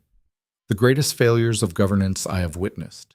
The broken territorial agreements, the pack civil disputes that cost lives, the policies that damaged rather than protected the wolves they were meant to serve. Every single one of those failures began with a person in power who had learned all the right structures and none of the right reasons. Who knew how to administer the kingdom and not why it deserved to be administered well? He paused. I have sat in this room with people who had every qualification Lyra Vale currently lacks. And I have sat with people who had none of those qualifications and understood the wolves they were serving better than any credentialed lord in the room. His voice was quiet and final. I am not required to choose only one type of person to govern beside me. I am required to choose correctly. And I choose correctly when I choose someone who understands what power is for. The room was absolutely still. Castell's face had gone through something and arrived somewhere that was very controlled and very cold, and Lyra recognized it. The expression of a man recalibrating not from genuine persuasion, but from tactical repositioning. He had not given up. She knew that. But the ground had shifted under him and he was finding new footing. And the finding of new footing took time, and time was the thing she needed him to spend. It was Serena who spoke next. Lyra had not expected that. She did not think anyone had expected it from the way the room reacted. The small, sharp surprise, the turning of heads toward the woman who had been sitting beside Rowan in deliberate silence since the session began. I have a statement, Serena said. Her voice was even, careful. But the carefulness of it was different from Castell's carefulness. It was the careful of someone choosing their words because they mattered, not because they were weaponized. Rowan said quietly and immediately, Serena, I have a statement, she said again, and something in her voice closed the subject of whether she would be making it. She stood. She looked, not at Ronan, not at Castell, but at Lyra, and the look was the most direct thing that had passed between them in 3 years of peripheral acquaintance.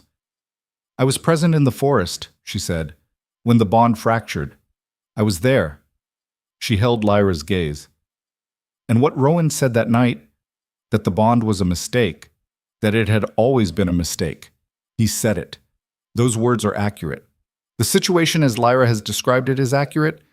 She stopped, and Lyra could see the cost of this in the precise quality of her stillness, the cost of saying a true thing out loud in a room where the true thing undermined the position of the man she'd allied herself with. I'm not prepared to be a party to a legal challenge that requires the contrary to be believed. Rowan said her name again. She did not look at him. The quality of that moment, the very specific quality of it, moved through the room differently than anything else that had happened this morning. because Serena had nothing to gain from this. Everyone present understood that. Serena's position, her alliance with Rowan, her standing in the Thornwood Hale political arrangement that had been consolidating quietly over the past several months, all of it was better served by Lyra's discrediting. Serena standing up and confirming Lyra's account was, from a purely strategic standpoint, the wrong move, which was exactly why the room believed her. Lyra looked at the copper-haired woman who had stood at the center of the worst night of her life and offered her the first genuine thing she'd ever offered in 3 years of peripheral acquaintance, and she felt something she had not expected to feel, an uncomplicated private gratitude that she would have to sit with later when she had the space to sit with things. "Thank you," she said, and she meant it simply. Serena sat down. She did not look at Rowan again. What happened in the next 30 minutes was not a dramatic reversal. It was a slow, structural unwinding, the kind of unwinding that happened when a framework lost its internal coherence and the people relying on it had to decide individually whether to hold their positions or adapt. Castell held his. She had expected that. He was not a man who dissolved when challenged. But she watched the 2 moderate representatives who'd stayed, and she watched the neutral city pack lords, and she watched them watching Serena, and she understood that Serena's testimony had done something the legal argument alone couldn't have done. It had made the room ask who was actually telling the truth. Once a room started asking that question genuinely, the answer became visible. Castell called for a formal vote on the challenge. Pack law required it. He called for it with the composed air of a man who understood he had lost this particular engagement, but was treating the formality as an opportunity for the record, a statement of dissent, a position marker for future use. She recognized that too. This was not his last move, just the end of this move. The vote went 6-2 against the challenge. She had expected 4-4, at best. The extra 2 votes were from the Northern Pack Lords who had been nodding along with Castell. She had not expected those. She looked at Marin from across the table and saw that Marin had not entirely expected them either. A small, controlled adjustment in the older woman's expression that was as close to surprise as she got. After the session, in the quieter movement of people leaving the formal structure and returning to their own calculations, one of the Northern Lords, a heavy-set man named Aldrich, who had said nothing throughout the proceedings, stopped beside her in the movement toward the door. "The woman with wandering blood, who turned out to be royal blood," he said, without preamble. His voice was low, gruff, carrying the accent of the far north. "My grandmother was the same kind of story. Ran from a pack that didn't want her. Spent 30 years wandering." He looked at her with the direct, assessing eyes of someone who had grown up reading people quickly and trusting his readings. "She would have recognized you." He walked out before she could respond. She stood in the doorway of the summit chamber and watched him go, and thought about her mother on the road somewhere, 3 territories away, still running from a story that had just ended. She found Ronan afterward in the working office. Their working office, she was beginning to think of it, which was a thought she was not entirely ready to examine, but was not going to suppress either. He was standing at the window again, in the same position she'd found him the first time, looking out over the city's roofline. She had the impression he'd been standing there for some time. She crossed the room and stood beside him, not close enough to be a statement, not far enough to be a distance, just present, beside him, looking at the same city. "Serena," she said, "I didn't see that coming." "Neither did I." His voice was quiet. "She's more honest than I gave her credit for." "More honest than Rowan gave her credit for." She paused. "He's going to lose her, if he hasn't already." "Yes."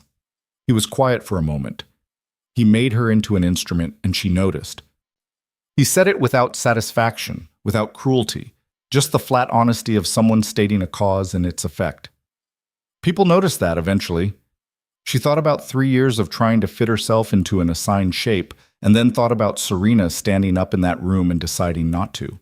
She thought about the cost of it and the freedom underneath the cost. "I want to write to my mother," she said. She felt him shift slightly beside her. Not a flinch, not surprise, but an adjustment. A real one. "Of course," he said. "I'm not angry at her." She tried to identify with precision what she actually was. "I understand why she ran. I understand why she didn't tell me. I just—" She stopped. She spent 30 years protecting me from something that turned out to be where I belonged. I want her to know it's safe now. I want her to be able to come home. Send the letter, Ronan said. I'll have it carried by secure route. We'll find her. She nodded. They stood in silence for a moment longer, and the city below went about its morning, and the bond sat between them in the quiet air of the room, with the particular warmth of something that had been proven rather than assumed. You spoke well this morning, she said, when you said what power was for. I said what was true. I know, that's what made it work. She turned to look at him, and he turned to look at her, and they were close enough that she could see the fine lines at the corners of his eyes and the particular quality of attention in his green gaze. The attention she'd first noticed across a tavern table, which had not changed, which she suspected did not change because it was simply the way he looked at things he found worth looking at carefully. Castell is not done. No, he agreed. He'll find another angle. He'll try. Something moved in his expression. The clean, unperformative confidence of a man who had been doing this work for 7 years and understood its rhythms. But the ground is different now. He came into this morning holding the initiative and he left without it. That matters. And the bloodline evidence? It'll hold? It'll hold. Marin has been thorough. He paused. The council will want to formally announce the bond at the next summit, in front of every pack representative. It's a formality, legally, but politically. Politically, it changes things permanently, she said. Once it's announced at a formal summit, it's not a rumor or a court scandal. It's record. Yes. She thought about standing in a summit chamber in front of every pack representative in the kingdom and being formally acknowledged as the Alpha King's bonded mate. She tried to locate the fear in that thought and found something more complicated. Not fearlessness, because she was not foolish enough to pretend the fear wasn't present, but something alongside it. Something that felt, with uncomfortable accuracy, like readiness. I have conditions, she said. His eyebrow moved slightly. Not quite surprise. Something that might have been amusement at the precision of her. Tell me. I want to understand what I'm doing. I don't want to be managed or briefed or told what to say in council settings. I want access to the actual information and the actual reasoning so I can form my own positions. She held his gaze. I grew up being kept in the dark about things that affected my life directly. I'm done with that. Agreed, he said without hesitation. I want to write the letter to my mother before anything formal happens, before the announcement, before the summit preparation, before any of it. She deserves to hear it from me first. Of course. And she stopped. This one was harder. Not because it was unreasonable, but because saying it out loud required a kind of honesty she was still building the muscle for. I want this to be real, not a political arrangement that we manage the edges of carefully, not a bond we maintain at respectful distance because it's easier than the alternative. She looked at him. I've done the version of a relationship where I kept myself carefully managed to minimize the risk of being rejected. I'm not doing that again. If we're doing this, if this is the thing we're doing, I want it to be the real thing. The room was quiet. Outside, Velmore moved through its morning. Ronan looked at her for a long moment, and she watched something in his face make the same kind of decision she'd watched him make across a tavern table 4 nights ago. The same quality of internal settlement, the same clean, uncomplicated arrival at something true.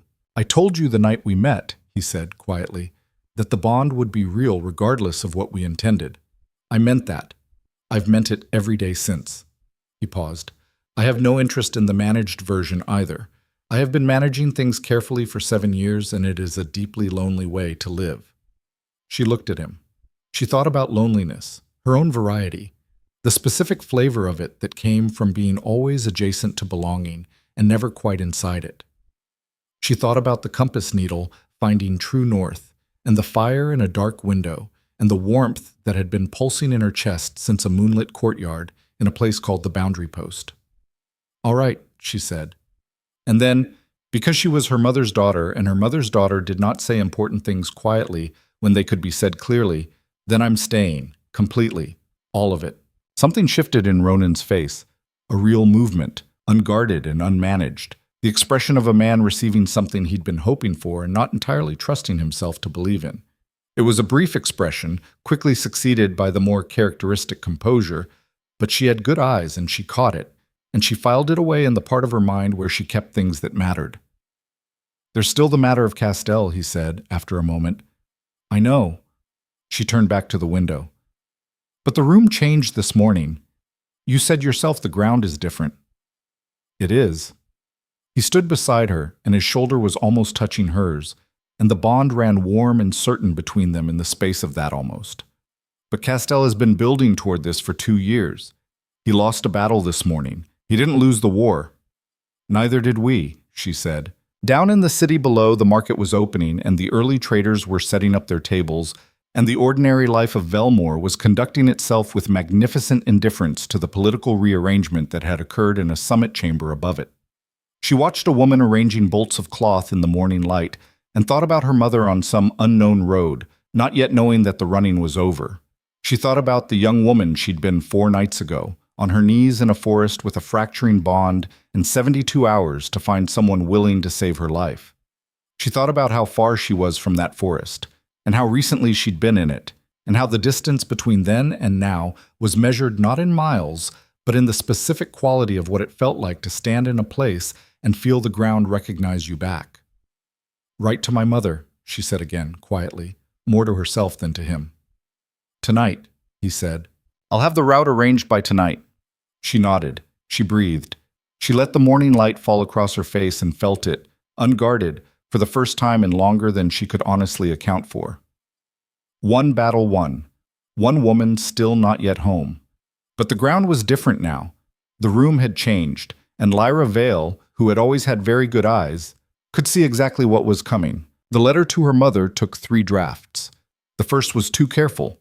The voice of a woman who had spent 3 years managing her words for an audience that might use them against her, every sentence constructed to minimize exposure.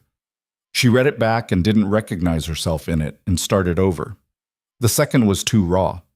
4 pages of everything she'd felt since the forest, the fracture, the courtyard, the corridor conversation with Marin, the name Alara Thorne landing in her chest like a key finding a lock that had always been there. She read that one back and understood it was true, but not yet ready to be sent. Truth needed to be shapeable before it was useful. Her mother had taught her that too, though she'd framed it differently. The third one was right. She knew it was right because it was short, 1 page, plain language, saying the essential things without armor and without flood. "I know who you are. I know who I am. I am safe. Come home. There is a home now. Come back to it." She sealed it and gave it to the palace runner before she could second-guess the words. Then she sat in the working office with the night settling over Velmore and thought about the 10 days of her life that had just passed, how they'd felt from the inside like years, and how they'd look from the outside like a story that hadn't finished being decided yet. Because it hadn't. She knew that. Castell was still in this city. Rowan was still in this city. The royal summit that would formalize everything was still 4 days away. And 4 days was a long time in a building full of people with competing agendas and the specific kind of patience that came from having played this game for years. She was not naive enough to believe that the morning's victory was a conclusion. She was, however, clear-eyed enough to understand that it had changed the shape of what was possible. She got up from the desk and went to find Marin. Okay. The next 3 days moved with the dense, pressurized quality of time before something significant, every hour carrying more weight than its clock length suggested, every conversation landing with more consequence than casual exchanges should carry. Marin had been right that Castell would find another angle, and he did, with the methodical patience of a man who had been doing this work for decades and understood that direct frontal assaults were for amateurs. He worked the rooms. She learned this from watching, from sitting in the periphery of the pre-summit social functions that palace culture required, the dinners and the informal receptions, and the quiet one-on-one meetings that happened in corridors and alcoves in the library that nobody used for books. And watching Castell move through those rooms with the specific social fluency of someone who had been building alliances for 20 years and could do it the way other people breathed. He never said anything directly actionable. He raised questions. He expressed concerns. He positioned himself as the voice of moderate caution. Not opposition to the king, he framed it carefully, but responsible attention to the precedents being set. The dignity of the throne, the importance of getting this right. He was, she had to acknowledge with the dispassionate clarity she'd cultivated over 3 years of watching pack politics, very good at what he did. She decided she needed to be better. "You're going to work the rooms too," Marin said when Lyra came to her on the second morning with a list of people she needed to talk to before the summit. "Yes." Marin looked at the list. It was specific and purposeful. Not the broad social circuit, but the precise individuals whose positions were genuinely movable, who had standing in the relevant territories, who had enough independence from Castell's coalition to be worth the conversation. "How do you know which ones to approach?" 3 years of watching a pack operate, Lyra said. "The political dynamics are different in scale, but not in structure." She paused. "The people who are holding their positions because they believe in them are different from the people who are holding them because they're waiting to see which way to fall. I'm not going to waste time on the ones who believe Castell is right. But the ones who are waiting," she tapped the list, "those ones respond to information, and to honesty, and to the particular feeling of being treated as though their opinion actually matters, which Castell's approach," she considered the precise word, "doesn't prioritize." Marin looked at her for a moment with the measuring expression Lyra had come to understand was the older woman's version of approval. "You've been studying him." "I've been studying everyone," Lyra said. "It's what I do," said. She spent 2 days in conversations she had not been trained for and handled anyway by doing the things she'd identified in the summit chamber, telling the truth in the order that was most useful, treating every person she spoke to as though their perspective was worth taking seriously, and asking more questions than she answered. The lord from the Eastern Midlands, a cautious man named Fell, who had been Pack Alpha for 11 years and was deeply invested in the stability of the Royal Covenant because his territory's trade agreements depended on it, she spent an hour with over maps, letting him explain the territorial complexities that she genuinely didn't know yet, listening with real attention, and then saying, simply and directly, "I don't know enough yet to tell you I'll get every decision right. I know enough to tell you I'll take it seriously, and I'll take the map seriously, and I'll take your people seriously. That's where I'm starting from." He looked at her with the expression of someone who had expected to be charmed and had been surprised by plain speech instead. "And the king?" "He already does all of those things," she said. "He's been doing them for 7 years. I'm not here to change what works. I'm here to add to it." She held his gaze. "2 people who take the kingdom seriously are better than 1 person working alone, even if the second person has a learning curve." Fell was quiet for a moment. Then, "My wife was a wanderer, before we bonded." He said it matter-of-factly, as if it was a piece of relevant information he'd decided to offer. "People in my territory didn't think she was prepared either." "Was she?" Something shifted in his face, something warm and private. "She was the best decision I ever made." She left that conversation understanding that Fell would vote with the throne at the summit. She had 8 more like it in 2 days, each one different, each one requiring her to show up as exactly who she was without the safety of a script, and each one leaving her with the specific exhaustion that came from genuine engagement rather than performance. The good kind of tired, the kind that meant something real had happened. On the 3rd evening, she sat in the window of her chamber and felt the bond moving warmly in her chest, and let herself, for the first time since the forest, feel something uncomplicated, something that felt, against all odds, like belonging. The morning of the royal summit, she woke before dawn, not from anxiety, or not only from that.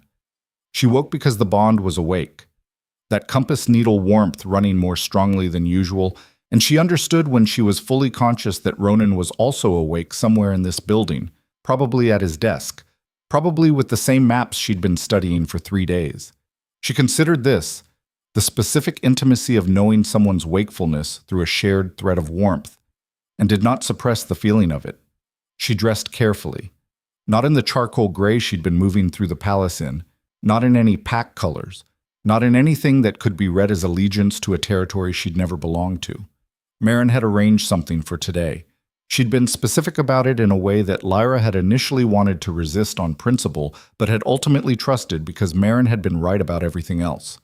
Dark green. The precise, complex green of old forest. Not the bright statement green of something trying to be noticed, but the deep layered green of something that had grown into itself over time. It was a color that belonged to no pack and to no single territory. It was the color, Marin had said simply, of the throne itself, in its oldest form. Before the individual pack colors, before the territorial markers, the color of the kingdom as a unified thing. She looked at herself in the mirror and thought, this is what it looks like when a person stops fitting themselves to someone else's shape. Then she went downstairs. The summit chamber was full in a way it hadn't been on the challenge day. All of the pack representatives, the ones Castell had successfully discouraged, and the ones who hadn't been discouraged, and the ones she'd spent 2 days talking to in libraries and over maps, were present because a royal summit formalization was a mandatory event under the Covenant, and absence was a statement nobody with a functioning political instinct wanted to make publicly today. The room held perhaps 90 wolves, and the energy of it was entirely different from the charged, contested 40 of the challenge session, larger, more complex, carrying the weight of institutional occasion. She walked in beside Marin, not behind her, not in front, beside, because that was the shape of the thing they'd become over these strange, compressed days, something like partnership, something like trust built in the fire of necessity. She felt the room receive her, and she let it, the way she'd let herself be seen in the challenge session, completely, without management, without the protective smallness she'd spent years perfecting. Ronan was already at the head of the table. He looked up when she came in, and the bond, 90 wolves present, the formal occasion of the summit, all of it. The bond ran warm and immediate and entirely unconcerned with context, and she let it. She sat. Castell was present. He was sitting in his formal position with the composed, patient bearing of a man who had accepted the loss of one engagement and was waiting to see what the next opportunity looked like. She looked at him directly, and he met her eyes with the acknowledgement of an opponent who had recalibrated his respect for the thing opposing him, which was not friendship, but was at least honest. Rowan was present. He was sitting in the Hail Pack position, not the prominent seat of a petitioner, but the standard position of a pack representative, which told her that his petition had been formally withdrawn, or had collapsed, or had been quietly set aside in the aftermath of Serena's testimony. He looked at her once, when she sat, and the look held something she had not expected and could not entirely name. Not anger, not the cold calculation she'd been braced for, but something more complicated. Something that looked almost like the expression of a person who had been proven wrong about something they'd been confident in and was still deciding what to do with that. She did not look away first. He did. The formalization began with the council's statement of the legal record, Marin presenting the bloodline evidence, the ancient covenant provisions, the council's unanimous position on the validity of the bond. It was thorough and precise and took 20 minutes, and she watched the room absorb it with the particular attention of people receiving official information that confirmed, adjusted, or contradicted what the rumor networks had already told them. Then Castell rose. She had expected this. She had thought about it carefully, and she had talked to Marin about it, and she had decided 3 days ago how she wanted to handle it, and she was going to hold to that decision even though every self-protective instinct she had was running counter to it. The council has made its legal position clear, Castell said, and his voice was the beautiful, resonant instrument she'd heard in the challenge session, controlled, precise, carrying authority without volume. I accept the council's legal findings on the matter of the ancient covenant provisions. The challenge as constructed was based on the summit ratification requirement, and I accept that the provision does not apply in this case. He paused, and the pause was specific, not a hesitation but a calculated beat. However, the legal validity of the bond does not resolve all questions this chamber has a right to ask. A murmur. Small, contained. What I am raising today, he continued, is not a legal challenge, but a question of fitness, of readiness, of whether the kingdom is well served by the current arrangement, and whether this chamber should formally ratify the bond's recognition at the summit level, or request a period of assessment. He let the word sit. Assessment is not rejection. Assessment is due diligence. It is exactly the kind of thoughtful governance this throne claims to practice. Assessment. She had to admire the construction of it. He'd found the position that was hardest to argue against directly, because arguing against due diligence required defending the absence of it, and defending the absence of due diligence in a governance context sounded, by definition, like carelessness. She rose. She had not planned to rise at this moment. She had planned to let Marin and Ronan handle this stage and add her voice later, strategically, at the point of maximum effect. But something moved in her when Castell said assessment, not anger, not defensiveness, but a very specific recognition, the kind that came from 3 years of watching power dress itself in the language of reasonableness while doing unreasonable things. She knew this move. She had lived inside this move. She had watched Rowan run it on subordinate pack members who needed to be managed without anyone being able to point to the management. Assessment meant waiting. Waiting meant uncertainty. Uncertainty meant the room never fully closed around her, never fully committed, and Castell could work that gap indefinitely. She was not going to let the gap stay open.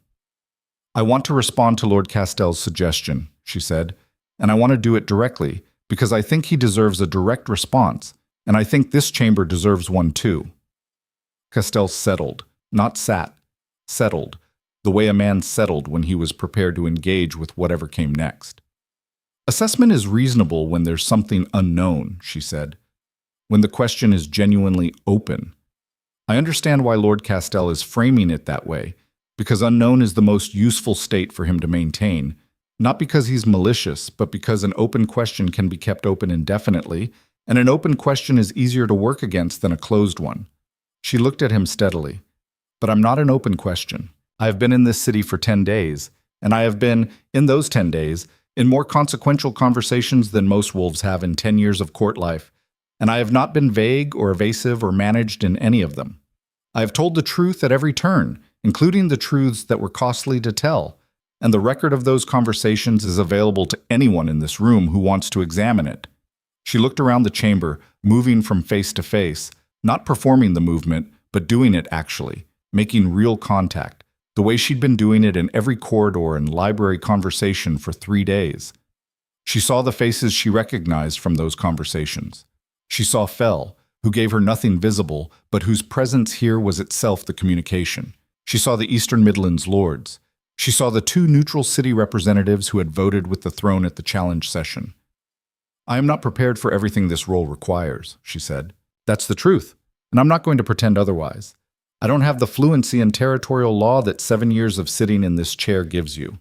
I don't have the diplomatic history or the treaty knowledge or the specific relational map of every pack lord in this room." She paused. "But I know how to learn those things, because I have been learning things that were necessary to my survival my entire life. And I know why they matter, which is not something you can learn from a document." She looked at Castell, and her voice stayed level, and she said the things she'd been building toward since she understood that this moment was going to come.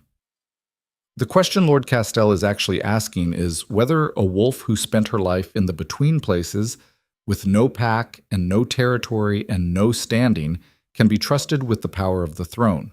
And my answer is, the throne's power exists to serve the wolves who don't have power. I have been one of those wolves. I understand what it means to be in a position where the structures of authority are not arranged to help you." She held the room. "That is not a disqualification. That is the most relevant qualification I have." The chamber was still.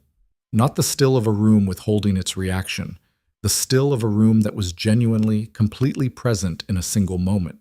Castell said, quietly, "Eloquence is not governance." "No," she agreed. "It isn't. Governance is what comes after." She looked at him with the clear, direct eyes of someone who had spent 3 years watching a man speak eloquently about a bond he was quietly killing. "I intend to be here for the after part, for as long as it takes. I'm not going anywhere." She sat down. "That's my answer to the assessment question." The stillness held for 3 more seconds. Then Fell cleared his throat. It was a small sound, the sound of a man who had decided something and was making it known. "I'll be supporting formal ratification today," he said, in the blunt, matter-of-fact voice of someone who didn't traffic in political theater. "For what it's worth." It was, it turned out, worth quite a lot. Because the room had been watching Fell, had been watching where he would land, as a bellwether for the moderate center, And when he said it, something shifted. Not dramatically, not all at once, but in the specific way that a weight tips from one side of a scale to the other when the right element is added, finally, irreversibly, with the clean decisiveness of a thing that cannot be undone. 3 more voices, then 2 more.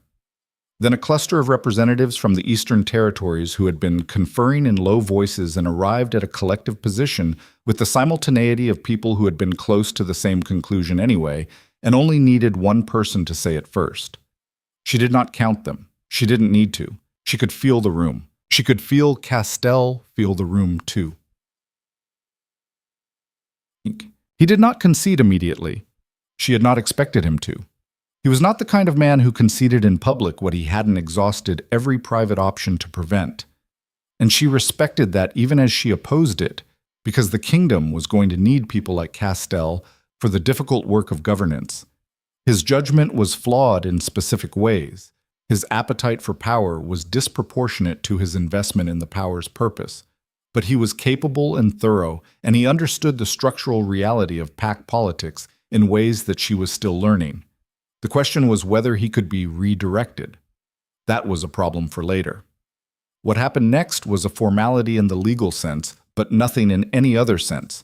The summit vote on formal ratification was called, and it carried by a margin that even Maren, who did not do visible surprise, registered with a small, satisfied adjustment of her expression. 14-3. The 3 were Castell and his 2 northern pack lords. The record would reflect those numbers. The record would reflect for every generation of pack law students who came after, that a woman with wandering blood and royal blood and 3 years of surviving somewhere she didn't belong had stood in the summit chamber and told the truth until the room changed around her. She sat in her chair and breathed, and the bond ran warm and certain in her chest, and she thought, there it is.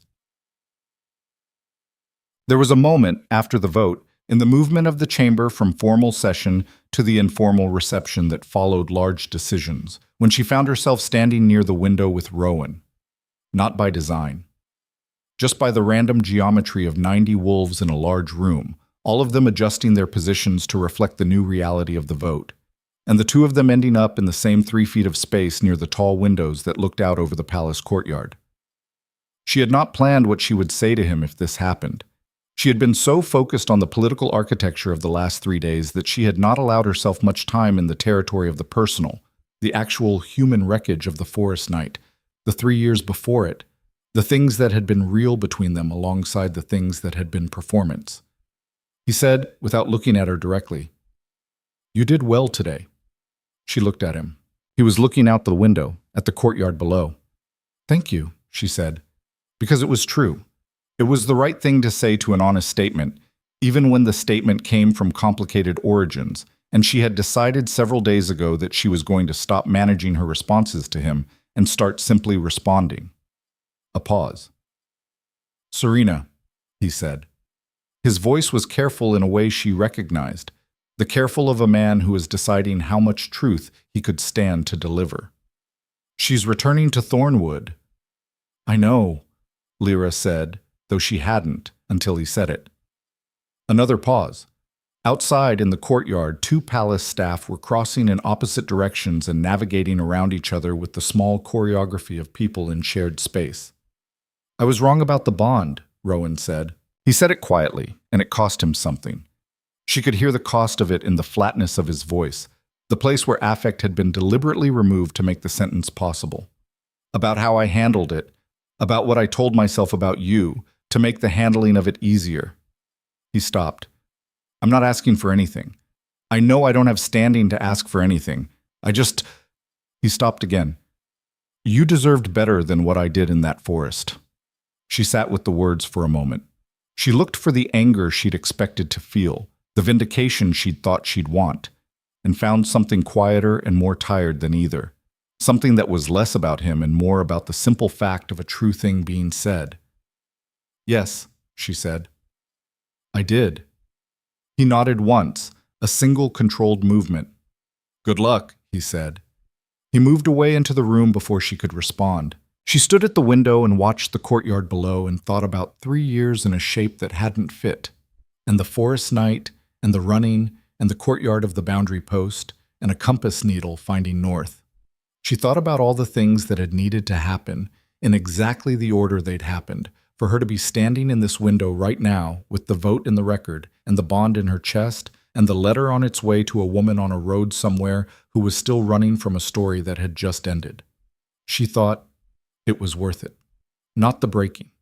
The breaking was not worth it, had not been necessary, had been someone else's cruelty and carelessness, and she was not going to romanticize it into a lesson she'd needed to learn.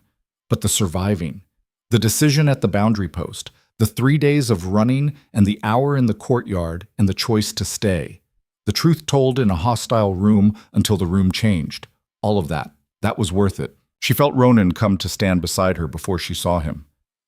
"The reception is starting," he said in a low voice that was just for her. "I know." She didn't move immediately.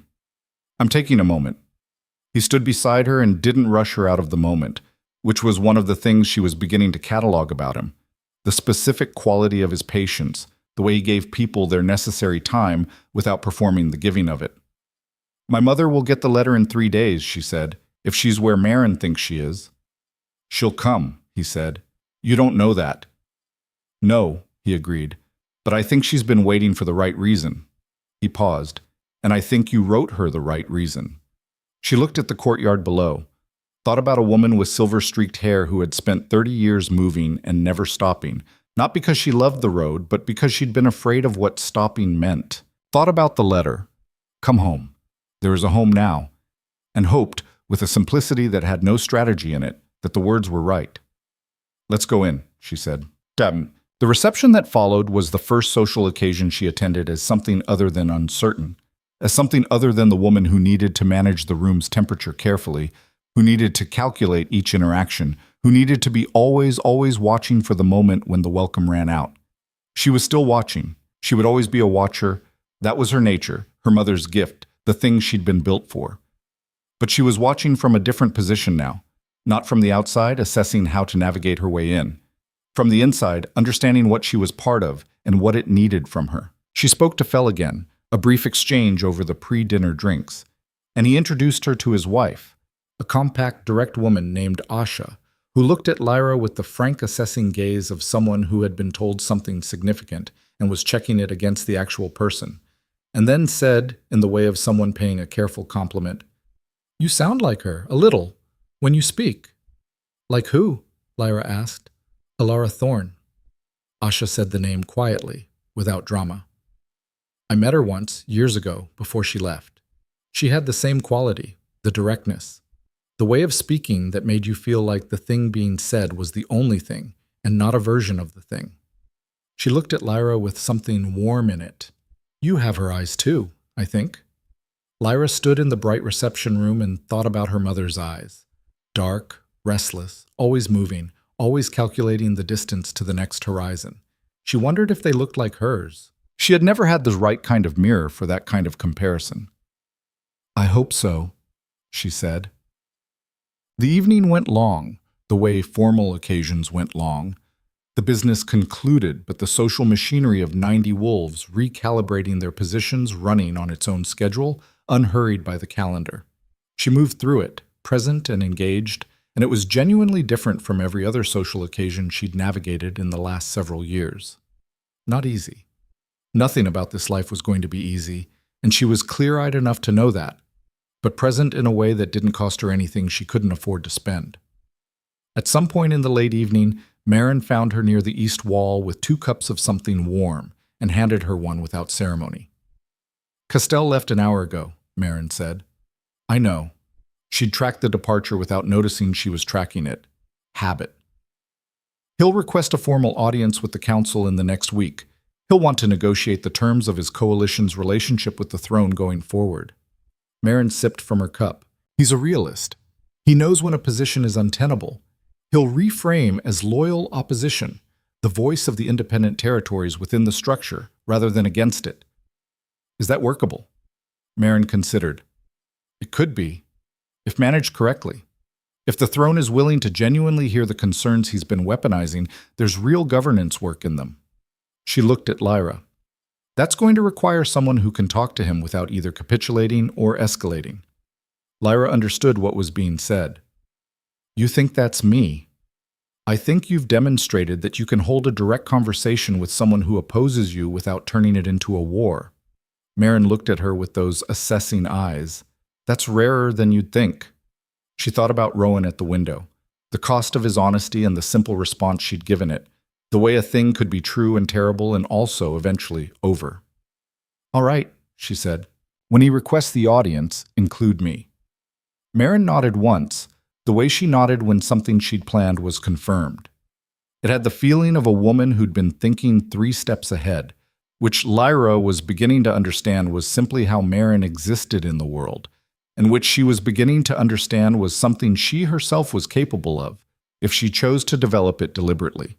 She was going to choose to develop it deliberately. Nuts. The letter arrived 12 days later. She knew it had arrived before anyone told her, because the palace runner who brought it to the working office, which was hers now as much as Ronan's, a fact that had established itself through usage rather than ceremony, had a quality of alertness to him that telegraphed importance. She set down the territorial map she'd been studying and took the letter and looked at the handwriting on the outside. Her mother's handwriting. She would have known it in the dark. She sat very still for a moment, holding the unopened letter with both hands. The bond moved warmly in her chest, not from her, but from across the room, where Ronan was looking at the same map she'd been looking at. She felt him register the letter's arrival through the bond, felt his attention come to her with the quality of care that didn't announce itself, but was simply there, present and steady, the way he was present and steady. I'll be in the library if you need anything, he said, and the understanding in it, the recognition that she needed the room to read this, was so uncomplicated and so correct that she felt it like something physical. Thank you, she said. The door closed quietly. She opened the letter. Her mother wrote in the compressed, efficient shorthand of a woman accustomed to paper being a limited resource.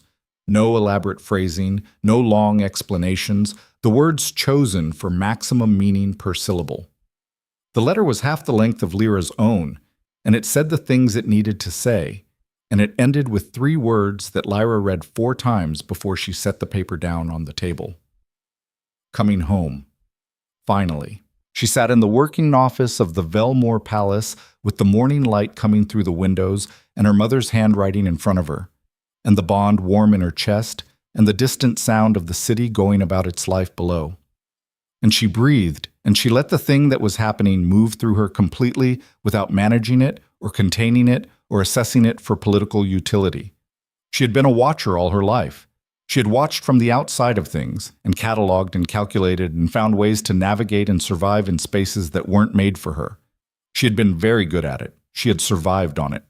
But survival, she understood now, with the bone-deep clarity of someone who had learned the difference the hard way, was not the same as living.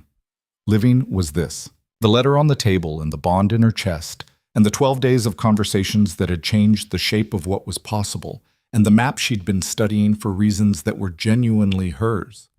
Living was Marin's cup of something warm pressed into her hands without ceremony, and Fell's wife saying you have her eyes, and Ronan giving her the room to read the letter without being asked. Living was belonging somewhere, not because you'd made yourself small enough to fit, but because you'd made yourself fully present, and the space had made room. 3 days before Alara Thorne, her mother, finally her mother in her full name, arrived in Velmore, Lyra stood in the summit chamber for the 2nd time that month. Not for a challenge, not for a defense. The chamber was arranged differently this time. The long table removed, the space opened up, the chairs arranged in the curved formation that was used for formal declarations of peace and alliance, because those were the occasions when the full physical openness of the room was most useful. The pack representatives were present again, but the energy of the room was different, settled, attending, with the quality of people who have agreed to be witnesses to something. She stood at the front of the chamber beside Ronan, and Marin stood before them both, and the declaration that Marin read aloud from the record scroll was formal and precise, and covered the legal foundations that had been established over the preceding weeks, and the Council's formal recognition and the summit ratification, and all the structures that civilized societies built around important truths to give them permanence. And then Ronan spoke. Not the legal language, that had been Marin's. His was something else. He stood before 90-pack representatives from every territory in the kingdom, and he said, in the level, honest voice that was simply his voice, not a performance of authority, but the actual sound of a man saying true things. 7 years ago, I took this throne because the kingdom needed someone to hold it, and I believed I could hold it well. I have tried to do that. I have tried to govern with care and with thoroughness, and with attention to every wolf this kingdom is responsible for. He paused. What I have not managed to do in 7 years of careful governance is be known, not as the throne, as a person. What happened at a Crossroads Tavern 12 days ago was not a political event. It was two people meeting in the dark, in a crisis, and one of them choosing to help and the other choosing to trust. And both of those choices being made without strategy, which is the only way they could have been made honestly. He looked at her, and in front of 90 wolves he let his face show what the bond felt, which was the clearest and most public thing he had ever done, she understood. I chose her. She chose me. Everything else is detail. She thought about 3 words on a letter. Coming home. Finally. She thought about a compass needle. She thought about dark forest and a clearing and a man she'd never met reaching across a table to push out a chair. She said, because it was her turn and because the truth needed both voices. I spent 3 years believing that belonging was something you had to earn by making yourself useful and quiet and careful enough not to be noticed wanting it. She looked at the assembled wolves, at the faces she knew now, at the faces she was still learning, at the vast, complicated political landscape of 90 wolves from as many backgrounds, all of them here, all of them witnesses. I was wrong about that. Belonging is not earned by diminishment. It is built by showing up as the whole of who you are, and finding that the whole of who you are is something the world can work with. She paused. I am still learning what that looks like here. I will be learning it for a long time, but I am not wandering anymore. The chamber held the silence for a moment. Then Marin's voice, formal and clear. The bond between Lyra Thornvale and Ronan Thorn, Alpha King of Kareth, is recognized by the royal summit of all Pack territories. Let the record reflect the date and the witness of this chamber. Let the record reflect. She thought about records, the things that were written down and the things that were lived, and how rarely those two categories fully overlapped, and how today, improbably, imperfectly, at the cost of a great deal that had needed to break before it could be rebuilt, they did. But afterward, in the quieter moment after the formal occasion had dissolved and the chamber had emptied of everyone except the two of them, and the echo of what had just happened, she stood at the tall windows again. Her window, she thought, with a private warmth. She had stood here 4 times now in the course of 12 days, and each time the view had looked different because she had been different. And today the city below was the same city it had always been, and she was finally, completely, the same person she had always been. And the match between the two was so clean it was almost startling. Ronan stood beside her. Your mother arrives in 3 days, he said. I know. I'd like to meet her. She thought about what her mother would make of all this. The palace, the bond, the summit record, the political architecture of the past 12 days. She thought about Lyra Thorn, who had run from this city for 30 years and was now choosing to come back to it because her daughter had sent a letter that said there is a home now. She's going to interrogate you, Lyra said. Good, he said, and something in his voice when he said it, the small, genuine warmth of a man who had been alone inside his own position for a very long time and was looking at the prospect of a family with uncomplicated welcome, made her turn to look at him. He was looking at the city. The light of the late afternoon was falling across his face in the way she was beginning to know it fell, the way it found the angle of his jaw and the fine lines at his eyes, and made him look, in certain lights, like someone who could be reached, which he could, which she knew he could, because the bond told her things about him that his carefully composed exterior was designed to keep private. What happens next? She asked, because she wanted to hear him say it. He turned to look at her, and the green of his eyes in the afternoon light was the exact green of old forest water, deep and layered and full of things living quietly in it. Whatever we decide, he said. And then, because he was a man who had learned to say true things plainly, together. She looked at the city, She felt the bond. She thought about a woman with silver-streaked hair on a road somewhere, moving toward a home she hadn't known was waiting for her. She thought about a crossroads tavern and a chair pushed out with one foot and a question asked in the dark by a desperate woman to a careful stranger.